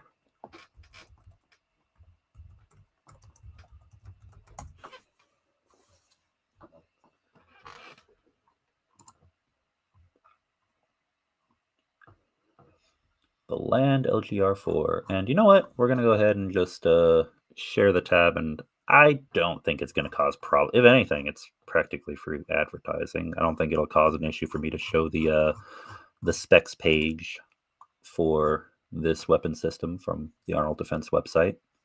So I'm gonna go ahead and share it and switch over to it, because I'm actually interested to take a look. New ground and guidance. Land LG4 laser-guided weapon system, lightweight, reliable, and provides precision fire support previously only available utilizing aviation assets. It can be mounted on a ground vehicle, watercraft, or stand independently. They have a typo. If someone from Arnold Defense sees this, please correct that typo. Typos always they stick out in my brain. Or B stand. Yeah, it just is worded awkwardly. Or they can stand independently. It was first unveiled in 2017 at DSEI in London and has since undergone highly successful test firings with 100% success rate at distances up to 6 kilometers. This definitely looks very cutting edge. It looks very expensive. It looks like if it is effective at what it does, it could be very beneficial to Ukrainian forces. I think the real issue comes down to budget. Ukraine is working with basically a lot of unknowns. How much support are they going to have from their allies in the time frame they have to, build up their own domestic capabilities and basically gather their own funds to purchase systems? Can they afford to buy these with the money that they have? If the answer is yes, then I would say sounds like a pretty good idea. But in any case, thanks for the great question. We're going to move on to the next one. Ah, perfect. And I see it is selected. Okay, great. Now then, next question, and I will highlight it for you to see in the chat. Is there a comprehensive list of U.S. Congress emails and phone number contacts kept somewhere? If you post a link in the chat and maybe add it to the bio. Yeah, definitely. And that's something I covered in a previous, I think both in a previous video and a previous stream. But yeah, I'll go ahead and so the spreadsheets I have are a comprehensive list. If you get added to it, then that's going to be a great place to go back to find those under the links tab or links sheet for the spreadsheet. But for right now, I'll just put a link to the U.S. Congress phone numbers link that I have for everybody to see. And in fact, I'll visit it right now so you can see it on screen as well.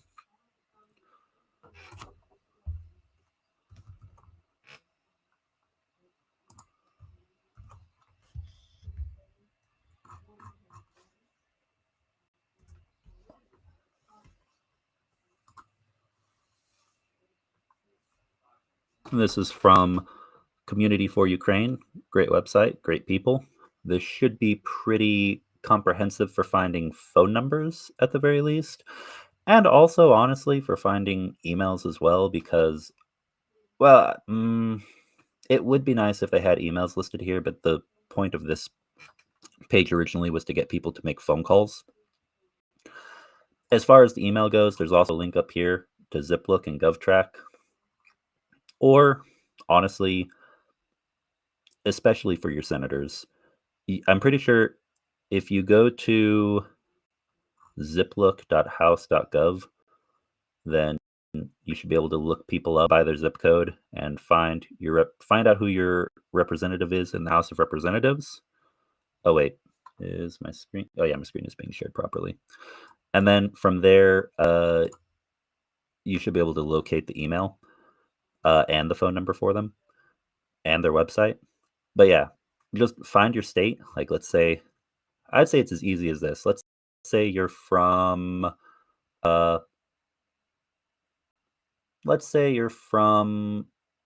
Indiana. You can click, you can see. I don't know anything about senators or representatives from Indiana, but let's say you want to get in contact with Senator Todd Young. There's a phone number right there that you can contact. Here's a little script, of what you can say, and include if this is your senator, this issue will affect my vote in the next election. And if you need to find their email, oh, you can't see that right now because it opened a new tab. Okay, hold on. I have a plan to fix that.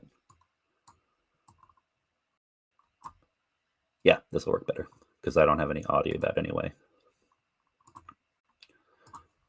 Hold on a sec. Let me shift this. Share entire window. Now, let me click on show, and I'll click on Indiana as an example. And now you can see the new tab. All right, so here is the example I was talking about. You can see the names of your senator, the number, and then if I want to, I don't know, I think it should be as simple as, let's look up Senator Todd Young.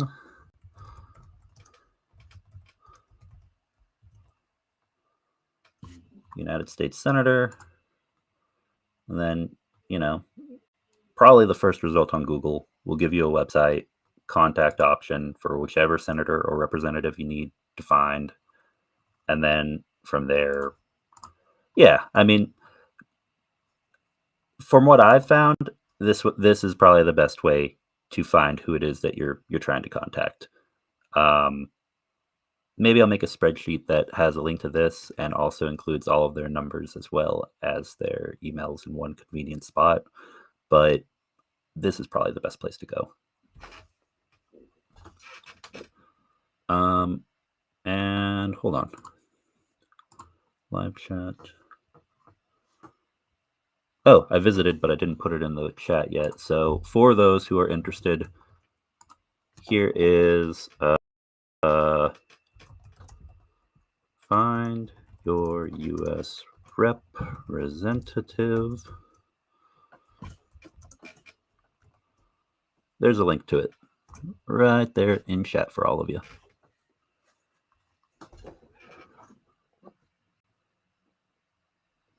And yeah, work out pretty well. And it's also part of one of the resources I've got set up for the consistent call and email campaign. So if you email me and you want to be added to that, I can add you to both the spreadsheet so you have access and also to a Google chat so that you're able to, excuse me, so that you're able to chat with other people regarding the campaign. We can stay in contact with one another. Actually, you know what? We're going to have one more poll, and this one's going to be more important because I actually want to hear people's thoughts on this if they want to be involved.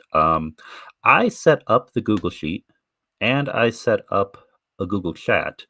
But one thing that I found is even though I had quite a few people from both the US and the EU who were interested, when I sent out the invites to people's Gmail accounts, not everyone actually clicked or activated to get access to. Some people did, but not everyone did the spreadsheet or the Google Chat group. So what I'm curious about is if there might be a different platform that would be better for staying in communication with people. Do you guys think, I guess, let me know in chat, do you guys think that email is just people don't check their email enough, so it might not be the best way to stay in touch? Maybe something like the Google Chat idea or Discord, or maybe even just general call to action on community tab on YouTube. What do you think is going to be the best way to keep in touch regarding this? Let me do that real fast. And also, so yeah, thanks for a great question. Oh, here's a question also that I've been, I'm glad you brought this up. So from Mitch Ashdown, let me highlight. Have you heard anything recent about the election protests in Serbia? So I had heard about the election results in Serbia, and I believe I saw in passing an article about some protests, but as I mentioned, I was taking care of someone who was sick the other day, and so I did not have a chance to look at it in depth. So let's take a look right now. Yeah. For anyone who's unaware, Serbia, I would almost call Serbia kind of like a mini Russia in the way that its government operates in a lot of ways. Serbia tends to be very, as the government at least, tends to be quite pro-Russia. And yeah, they also have their own, part of that is because they also have their own land disputes and their own vision of, in the Serbian government's eyes at least, taking back Kosovo. And not just Kosovo, there's also parts of Bosnia-Herzegovina that the government there has their eyes on. Any place that has a large group of ethnic Serbs who have a lot of ethno-nationalism, basically see themselves as, even if they're, as Serbian, and they should be part of Serbia, even if they're citizens of another country. Serbia kind of takes pages out of the Russian handbook is what I'm saying. Serbia election protests. Let's take a look. Thousands gather in Belgrade to protest. Thousands protest in Serbia alleging election fraud. Wow. 24-hour traffic blockade in Serbia's capital ahead of the weekend. Ramping up claims of stolen election. Yep. Russian diaspora in Serbia shaken by election protests. Fears of mob influence. Okay. Okay. Let's see. Let's do a video instead of an article this time. So let me close this for a sec.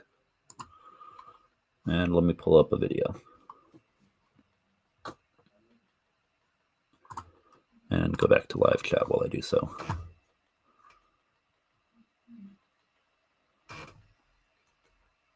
Oh, that's a very good question, actually. Also, I see another question, so I'll come to that in a sec. K&K's GG.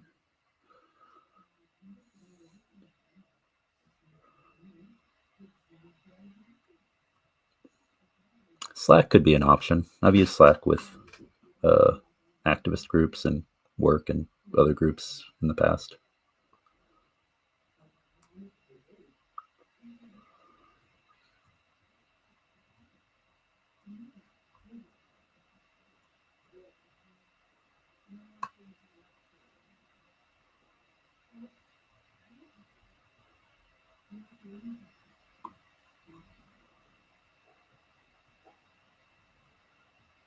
Oh, and I see some comments here relating to the campaign, so I'm going to read through those as well.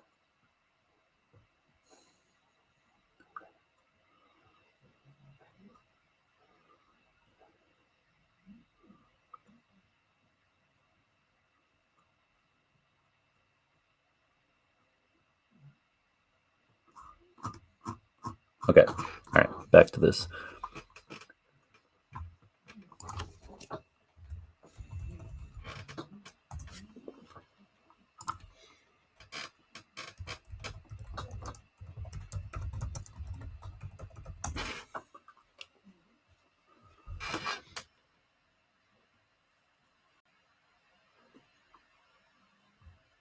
Wow.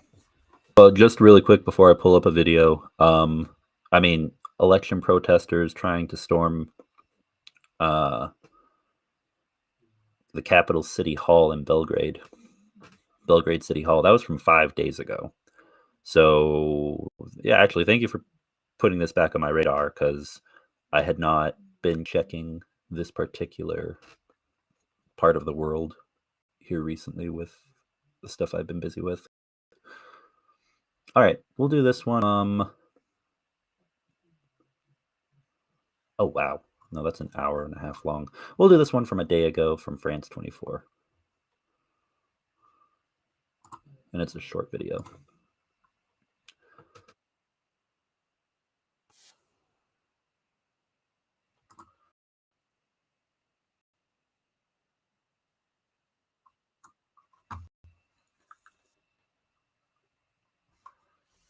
All right, here we go. Oh, and actually, hold on. First, I'll share, as usual, I'll share the link in chat for you all.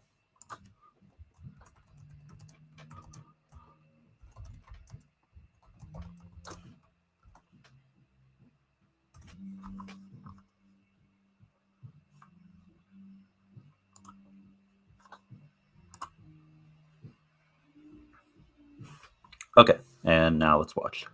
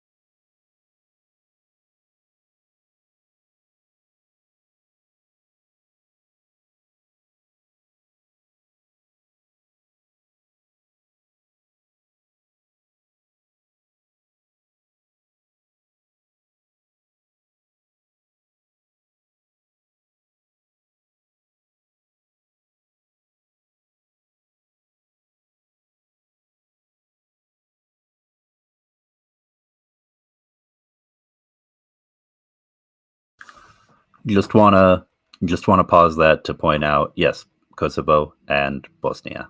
There are Serbian minority groups there, and yeah, it just sounds very familiar, doesn't it? Uh, having groups of people who migrate to other countries and then decide that out of the blue they want to push to be annexed into your country, or that they need, quote unquote, rescuing. Yeah, sounds so very familiar. Just can't think of from where.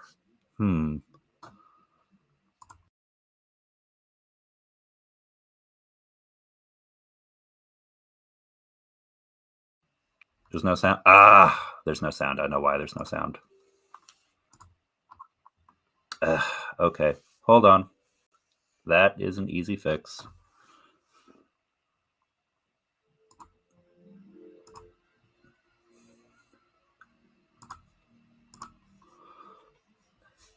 Okay, well, it's a good thing it's a short video, because I caught that quickly.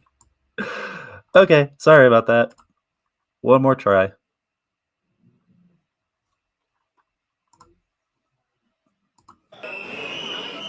Serbians marched through Belgrade on Thursday evening, showing no signs of stopping their almost daily demonstrations. In fact, they said they intend to blockade the city on Friday for 24 hours. They say this month's local and parliamentary elections were marred by fraud, a claim bolstered by international election observers. We will go all the way, like we said. We will submit petitions to the Constitutional Court. We will use absolutely all mechanisms at our disposal because we have evidence. Protesters said they have been denied their right to free and fair elections after the right-wing ruling party won almost 47% of the vote. But, according to the opposition, the electoral registers included dead people and voters bussed in from Kosovo and Bosnia. Opposition groups have said they will not recognize the election results, calling instead for the vote to be annulled. 6 main opposition leaders have been on hunger strike since the elections. One of them, Marinika Tepic, is now so weak. Okay, now with sound, I will say, sorry for the brief sound issue. Yeah, so exactly. Similar issue. Busing in voters or looking for support from Serbian individuals in Republika Srpska, Bosnia-Herzegovina, and in Kosovo, from part of the Serbian minority there. And yeah, it is true. What I see here about Serbs in Kosovo and Bosnia-Herzegovina not being recent immigrants. There are families who have lived there their entire, for a long time, their whole lives, for generations. It's not like a week ago, a year ago, 3 years ago, a huge wave of immigrants came in. But you see, that's not really what's being discussed here. What's being discussed is, it's not independence because of being, I don't know, oppressed by another country and needing actual liberation. It's not a situation of,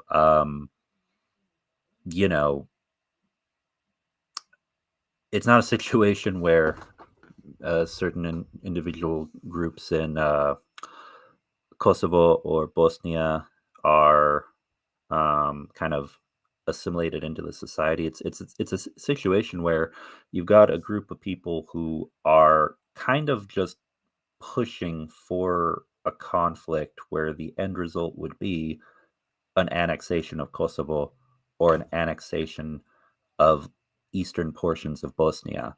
It's basically laying the groundwork for an excuse for an invasion into neighboring countries. And that's where the danger, and that's where the comparison to Russia comes from.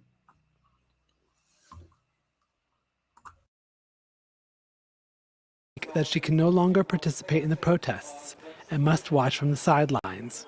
Still, she plans to reject Dr. Please for her to end her fast. Mental strength is the strongest infusion I have. It is simply the reason we manage to, despite the risky periods, still be on our feet. Admittedly, from the bed to this chair and to the toilet, but we are trying to endure at least until Saturday. Large mass protests are expected Saturday at the end of the blockade. The government has also scheduled election reruns that day in 30 out of the country's more than 8,000 polling stations.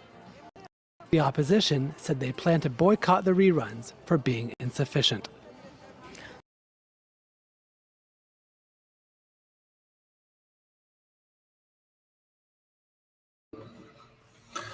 All right, and so, yeah. Oh, and that was an advertisement at the very end, which I thought I paused it before any advertisements would pop up, but yeah. In any case, yeah. With regards to that, I hope that it kind of addresses the question a bit. So I had only a little bit, and now all of us have heard a bit more about it. And with regards to the protests, yeah, I mean, in Serbia, the opposition, they've got a reason to be concerned. Their country isn't quite at the same authoritarian, borderline totalitarian level of oppressive control and monitoring of opposition forces as, say, Russia. But yeah, Serbia does have its issues. Now, right quick, I don't know if Anton is still here with us or not in chat, but I want to continue the focus on our fundraiser. So I am going to, let me close this. I'm going to go ahead and questions will still remain open. If anyone wants to ask anything, feel free. We are at about a little more than 2 hours, 2 hours, 15 minutes almost on stream. I'm going to make a donation, and let me put up our donation bar so it is visible. We are still currently at 5,721 hryvnia, and after withdrawing funds, 4.14 hryvnia for the FPV 110 FPV drones and the anti-drone gun, respectively. Ooh, you know what? This is a great way to do this. In addition to the chat, which always has, new messages coming in, I'm going to put a caption up right now so you can all see. Where's the best place to put this? Yes, thank you, Enhil. Let me go ahead and get that right quick from you. This link.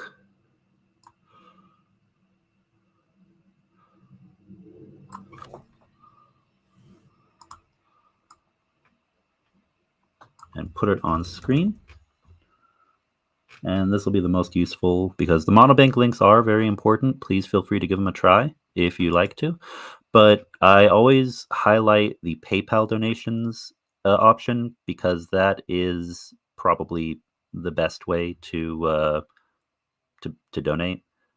Because unfortunately, monobank, though it is great, does not always work well when you try to send money from accounts outside of Ukraine. Sometimes it does, but sometimes it can be finicky.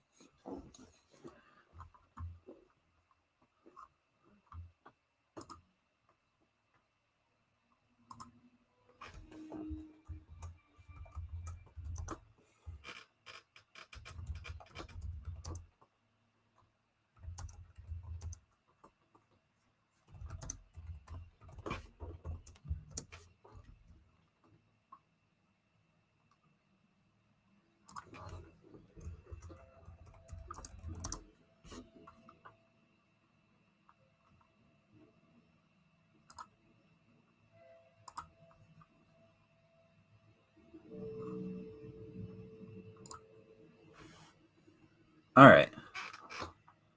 And we'll keep that as a ticker so it's visible and it's just kind of scrolling there at the bottom. And any PayPal donations, whether they be for the one you see up above here on top, the 110 FPV drones, or the anti-drone gun fundraiser, that's the one on the bottom, you can go ahead and search for partner who we work with, who has been making sure to get the drones purchased and delivered in Ukraine. The email for that is tonytkachenko27@gmail.com. And yeah, if you search for that on the PayPal app, or just when you're logged into PayPal, because there's an option to search via email, that would be where you can send donations to. All right, and now I'm going to go ahead and donate. I will donate, let's see, we just purchased 6 more drones. Drones are definitely very important. I'd like for us to be able to close out a fundraiser, so I'm going to, all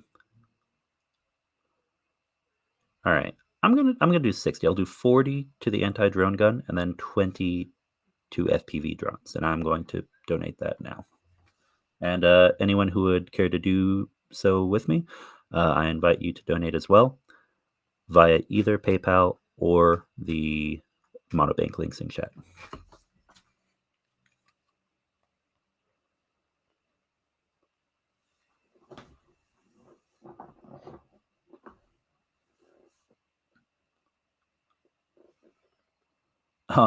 Thank you, Andreas. Tell Tone that I say thank you very much for all that she does, and I hope that she recovers soon. Because, yeah, the work that she does for all of us across multiple channels and organizations is absolutely appreciated. We miss you, Tone. Hope you're feeling better.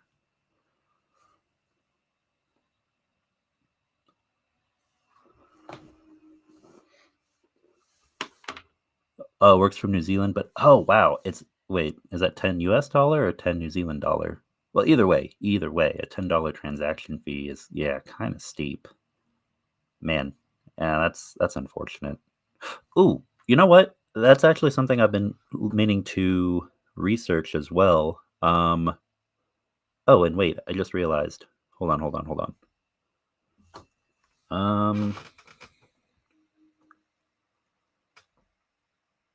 Yeah, I still need to do a few more things. So I know I said I was going to do a poll for what platform would be best to keep in touch with people for the campaign to reach out to U.S. Congress and EU Parliament representatives. But first, let's do this.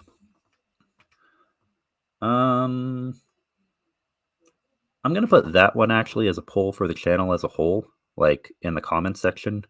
For right now, though, I'll give you guys a poll here. And that poll is going to be...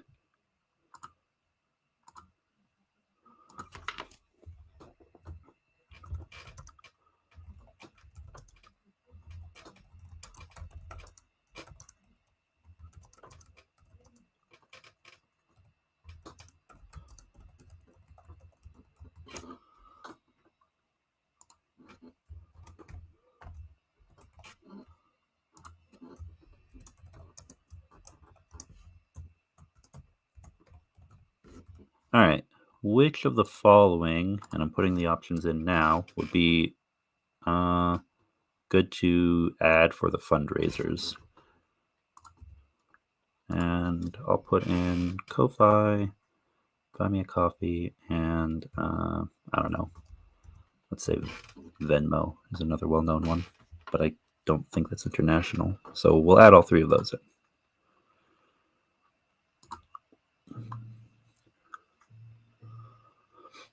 All right, so there's a poll up if you guys want to take part in that. All right, now then, let's finish this donation for the fundraiser.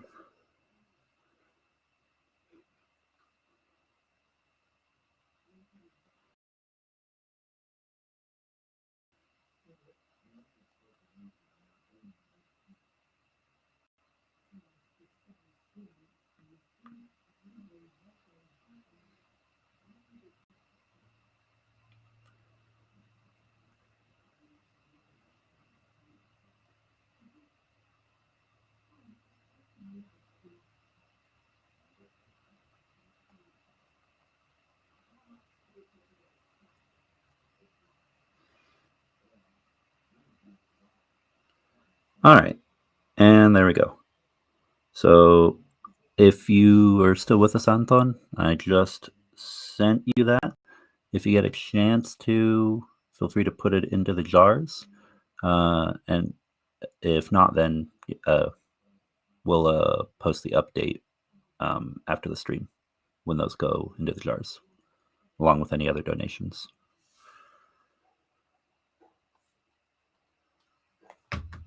Oh, and so everyone is aware, anything that's sent by PayPal has to be manually added to the jar, so you might not see it here on the screen immediately after the donation. Any donations made with Monobank, if it works for you in whatever country you're in, those should be reflected immediately on the screen with the progress bars.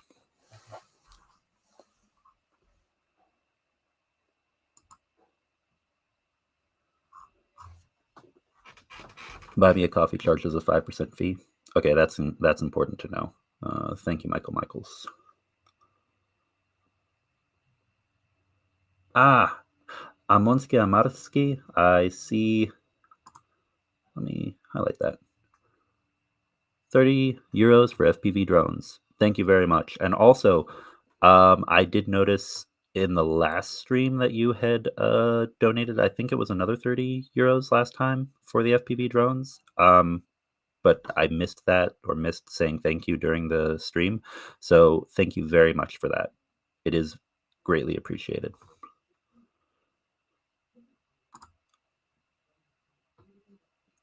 All right. Let's see.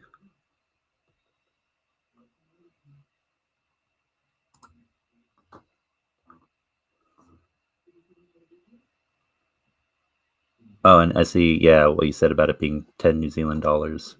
Yeah, but of course, either way, 10 of most dollars is still a little more of a fee than most people would want to pay. But still, if you do send it, it will be greatly appreciated. But to anyone from New Zealand, just in general. I know we have a lot of Kiwis who are pro-Ukraine, and love all of you guys.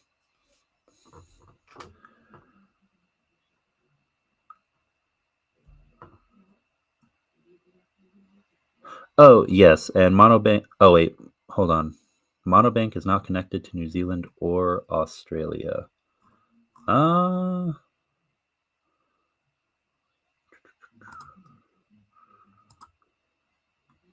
Yeah, so if by not connected you mean it doesn't work with New Zealand or Australia, then that would be unfortunate, but it wouldn't surprise me. But yeah, as far as where it comes from, Monobank is originally from Ukraine, and that's part of the reason why we utilize it here on this channel. So yeah, if your financial institutions are able to send money to Ukraine and they do so easily and seamlessly, then definitely the preferred method. And if not, we have other international methods that we're working on to make sure you guys are able to donate securely, easily, and yeah, without any frustrations, ideally.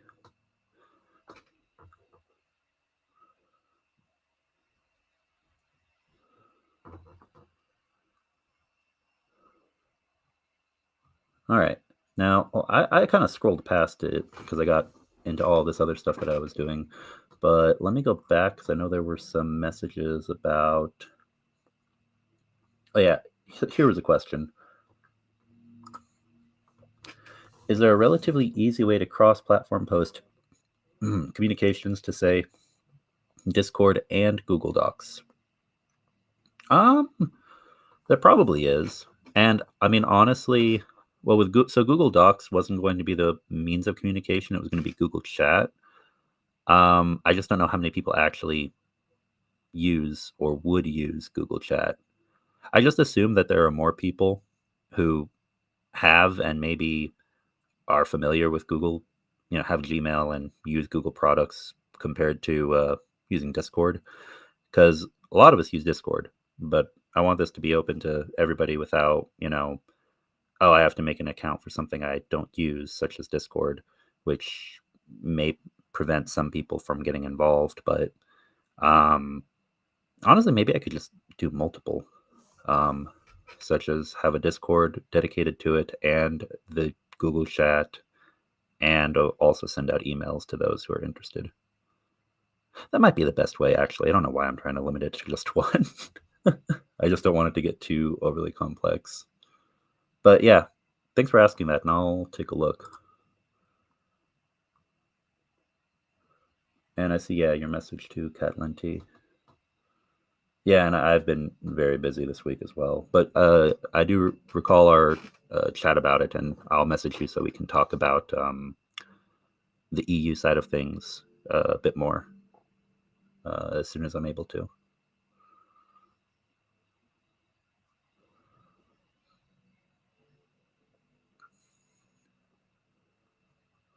Okay, and I think that's most everything that I had missed from chat.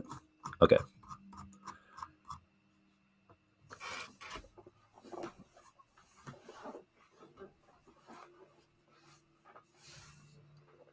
All right, let's see how the poll has gone.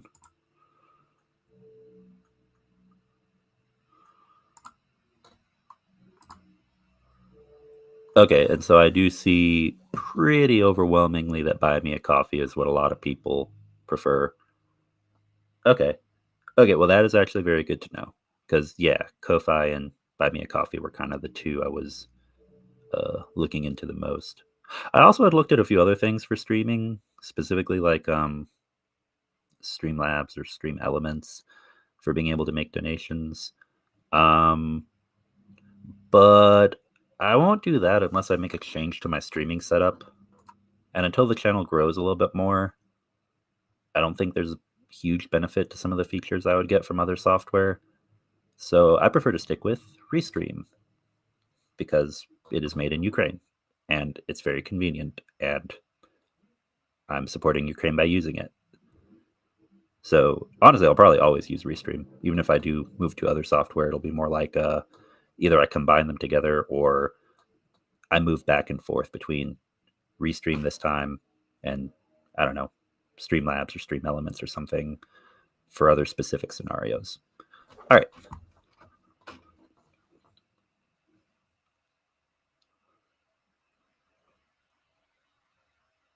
Oh, Argentina has pulled out of BRICS? Really? That doesn't surprise me too much, but okay. With the way that Milei has been operating, I could see that. I could totally see that.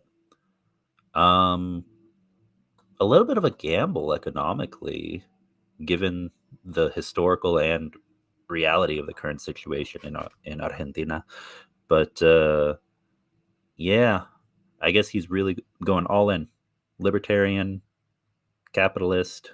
The way that he acts and the antics he pulls, I'd almost say slightly theatrically, at least, anarcho-capitalist. But yeah, that kind of economic approach. All right.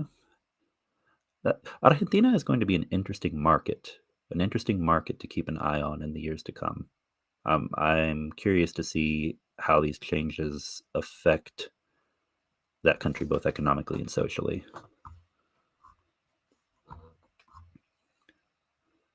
Oh, and you're right. I see an update. Oh, shoot. Where was it at? Okay, perfect. So, yeah. All right, great. So we see a few updates. Now we're at 2,884.14 hryvnia and 7,521.88 hryvnia. All right. Well, thank you for donating, everybody. And yeah, if there are more updates, they might, be trickling through or going in. We'll keep an eye on that. All right. Now with that, we are at 2.5 hours. And I know there are other streams that are coming up. So let's see. What else do we have to cover today?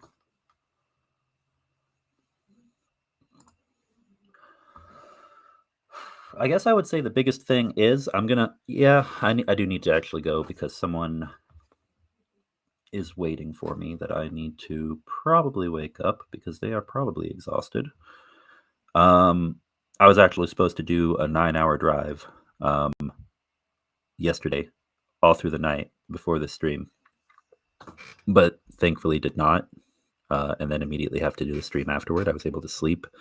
So after this stream, I'm going to be doing a 9-hour drive, and that's kind of been my reality lately for work and for family affairs. Just a lot of traveling, even when I don't. Sometimes I do, and sometimes I don't want to. All right. So I guess what I'll close out with is because we're gonna finish up the stream. We're gonna wrap up here in a sec. Is as far as the, and I'll close the poll because I can see that Buy Me a Coffee seems to have won. Might do another one for the whole channel, but I imagine the results would probably be similar.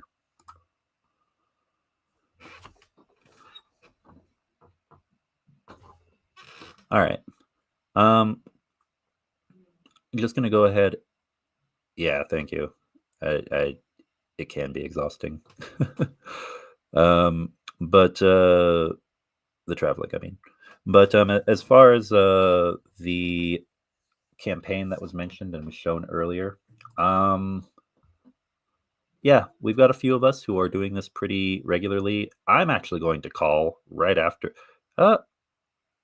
Yeah, I was tempted to say I'll call right now on this stream, but nah, I'm going to be calling right after the stream. I might do a live call in or something along those lines. However, might want to be careful about that, especially when contacting political organizations and individuals, because anyone who has ever dealt with law at any time would know that some countries and some areas, different states and regions and territories have laws against recording any phone calls unless all parties are aware that it's being recorded. So yeah, probably want to avoid that.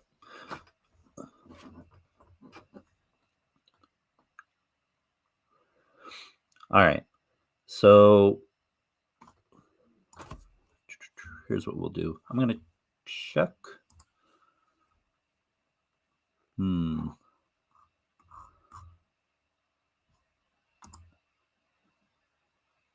right. Well, all right. Haven't gotten any emails yet, but if you do want to join, feel free to message me. I might open this to where it's just a single link that I can share with people for them to click on. But the big thing is anyone who gets involved, it's not just numbers. It really is, you just want to involve people who are trustworthy and who are interested in taking part on a regular basis. So, I mean, maybe I should just open it up so it's easier for everyone to access with a single click of a link, get more people engaged. Because I could always just make a copy of the spreadsheet and, you know, other than an email, there really isn't any personal information or anything on here for anyone involved. And even that, all of that is optional to include on here. So I might just make it a link for people to click on. But again, I'll go ahead and share this tab just so everyone can see it one more time.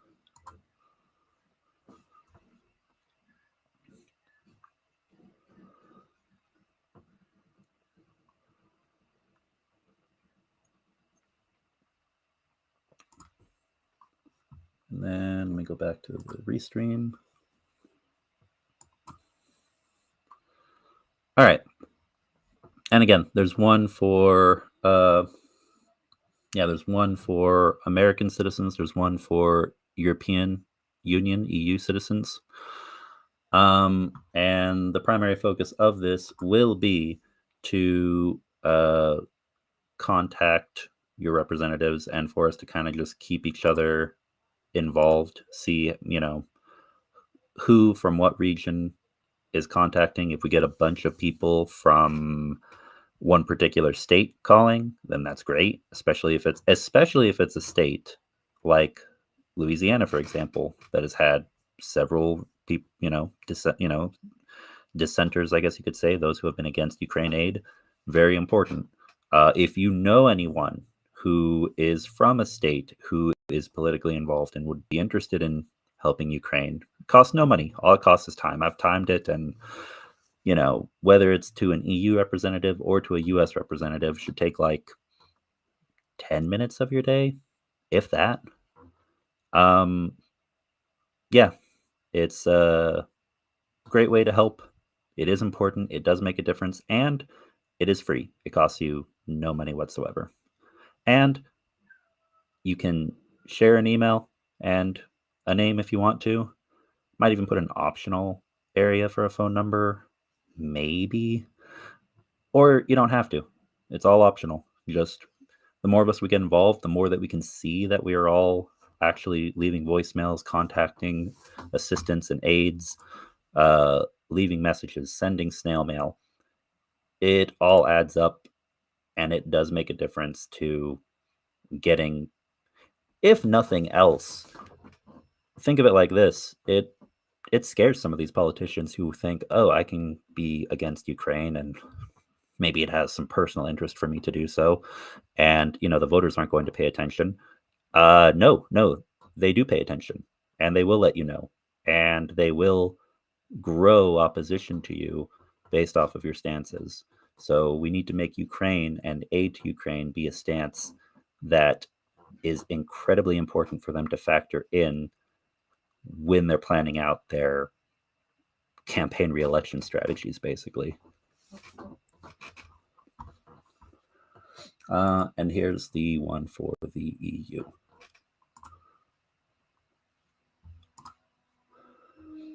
So yeah. All right.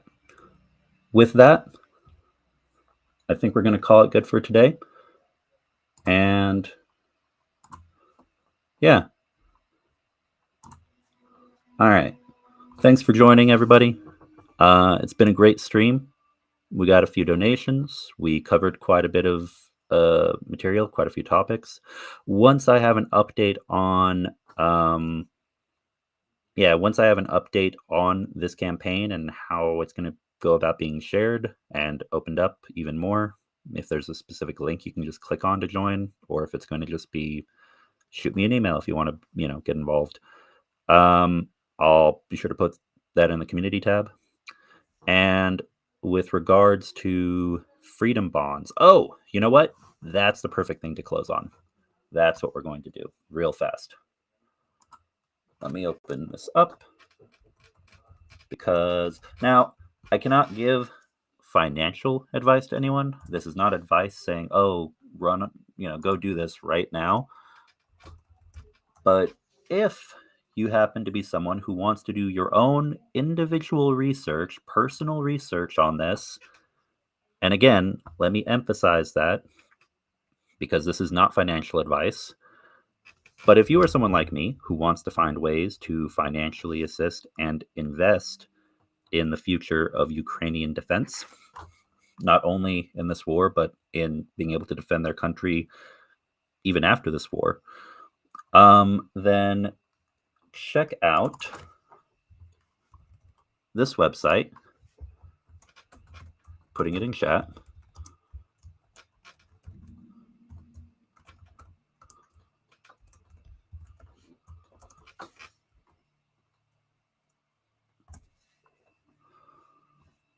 And let me share it now.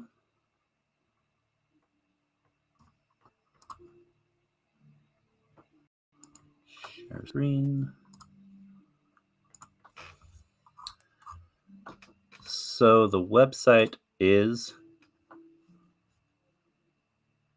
actually it'll probably work best if I just go ahead and share the whole window. That way you can see the, no, actually this works. All right, if you're someone who is interested, check out vnesoc.nssmc.gov.ua. That is in the chat.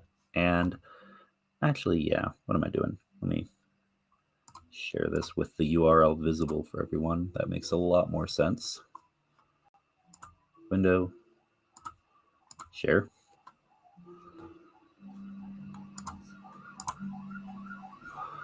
There it is.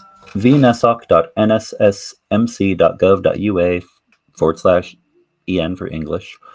Buy Ukrainian freedom bonds to support the shield of Europe. A frontier of European peace and democracy is in Ukraine now. The Ukrainian economy needs support to stay strong and keep resisting Russia. And this page basically is for freedom/war bonds. And some of the options down here are exclusively for Ukrainian citizens. But basically how it works, some of them are open, however, to anyone who is an ally of Ukraine, whether you are a resident or non-resident, a citizen or non-citizen. And how it works, you buy bonds from the government through the bank or investment firm broker. They can have different investment terms from a few months to years and annual returns. Then the proceeds from your Ukrainian freedom bond are transferred directly to the budget. The state uses it for military, economic, and humanitarian needs, from teachers and doctors' salaries to rebuilding cities and providing for our soldiers. And then step 3, your investment is returned to your bank/investment company account with interest within a certain period of time. Now, I am still doing my own research on this. And unfortunately, I've been very, very busy. But this is something I've wanted to share with everyone for a little bit. And I'll probably do a dedicated video to this after I make contact with one of the particular contacts down here. Let me take off the chat overlay. There we go. But in any case, benefits of the Ukrainian Freedom Bond. Yeah, and there's plenty of information here regarding it. I'm not trying to sell you on it. Again, not financial advice. Do as you will. Do your own independent research. I cannot stress that enough. That's what I'm doing. But yeah, you'll see here a couple of different options, a couple of different partner organizations and banks, mostly from within Ukraine, that are affiliated with this. And some of them, if you click on the link, I think actually are no longer part of the program, or the link itself needs to be updated. But there are others who are. One who I am looking at or going to contact specifically is this one, because my understanding is that they do talk with foreigners. There's an option to send an email. And Monobank itself also does. I do not know if Monobank works with foreigners specifically for freedom/war bonds. They may be specifically only for Ukrainian citizens. But regardless, either way, if you're into crypto, look at this. BTC broker, Bitcoin. I personally don't trust Bitcoin. There are other cryptocurrencies that are in various ways more effective, in my opinion. But if you are someone who is into crypto, there's an option right there. So yeah, and some of these are for more high-income individuals. So if you happen to be someone who's got, well, this isn't hryvnia, but let's say you're someone who's got a minimum of 300,000 or 500,000 hryvnia that you want to, like a large amount that you want to invest, they have options for those. Or if you're someone just like most of us, common everyday person, average Joe or Jill, 1,000 hryvnia is about $25, I believe. So a lot of them will start with more reasonable sums.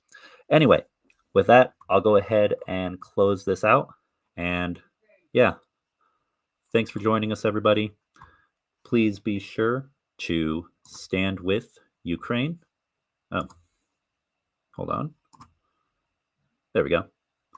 Yeah, please be sure to stand with Ukraine. This has been a great stream. Excuse me, a great stream. I appreciate you all being here. I appreciate you all standing with Ukraine.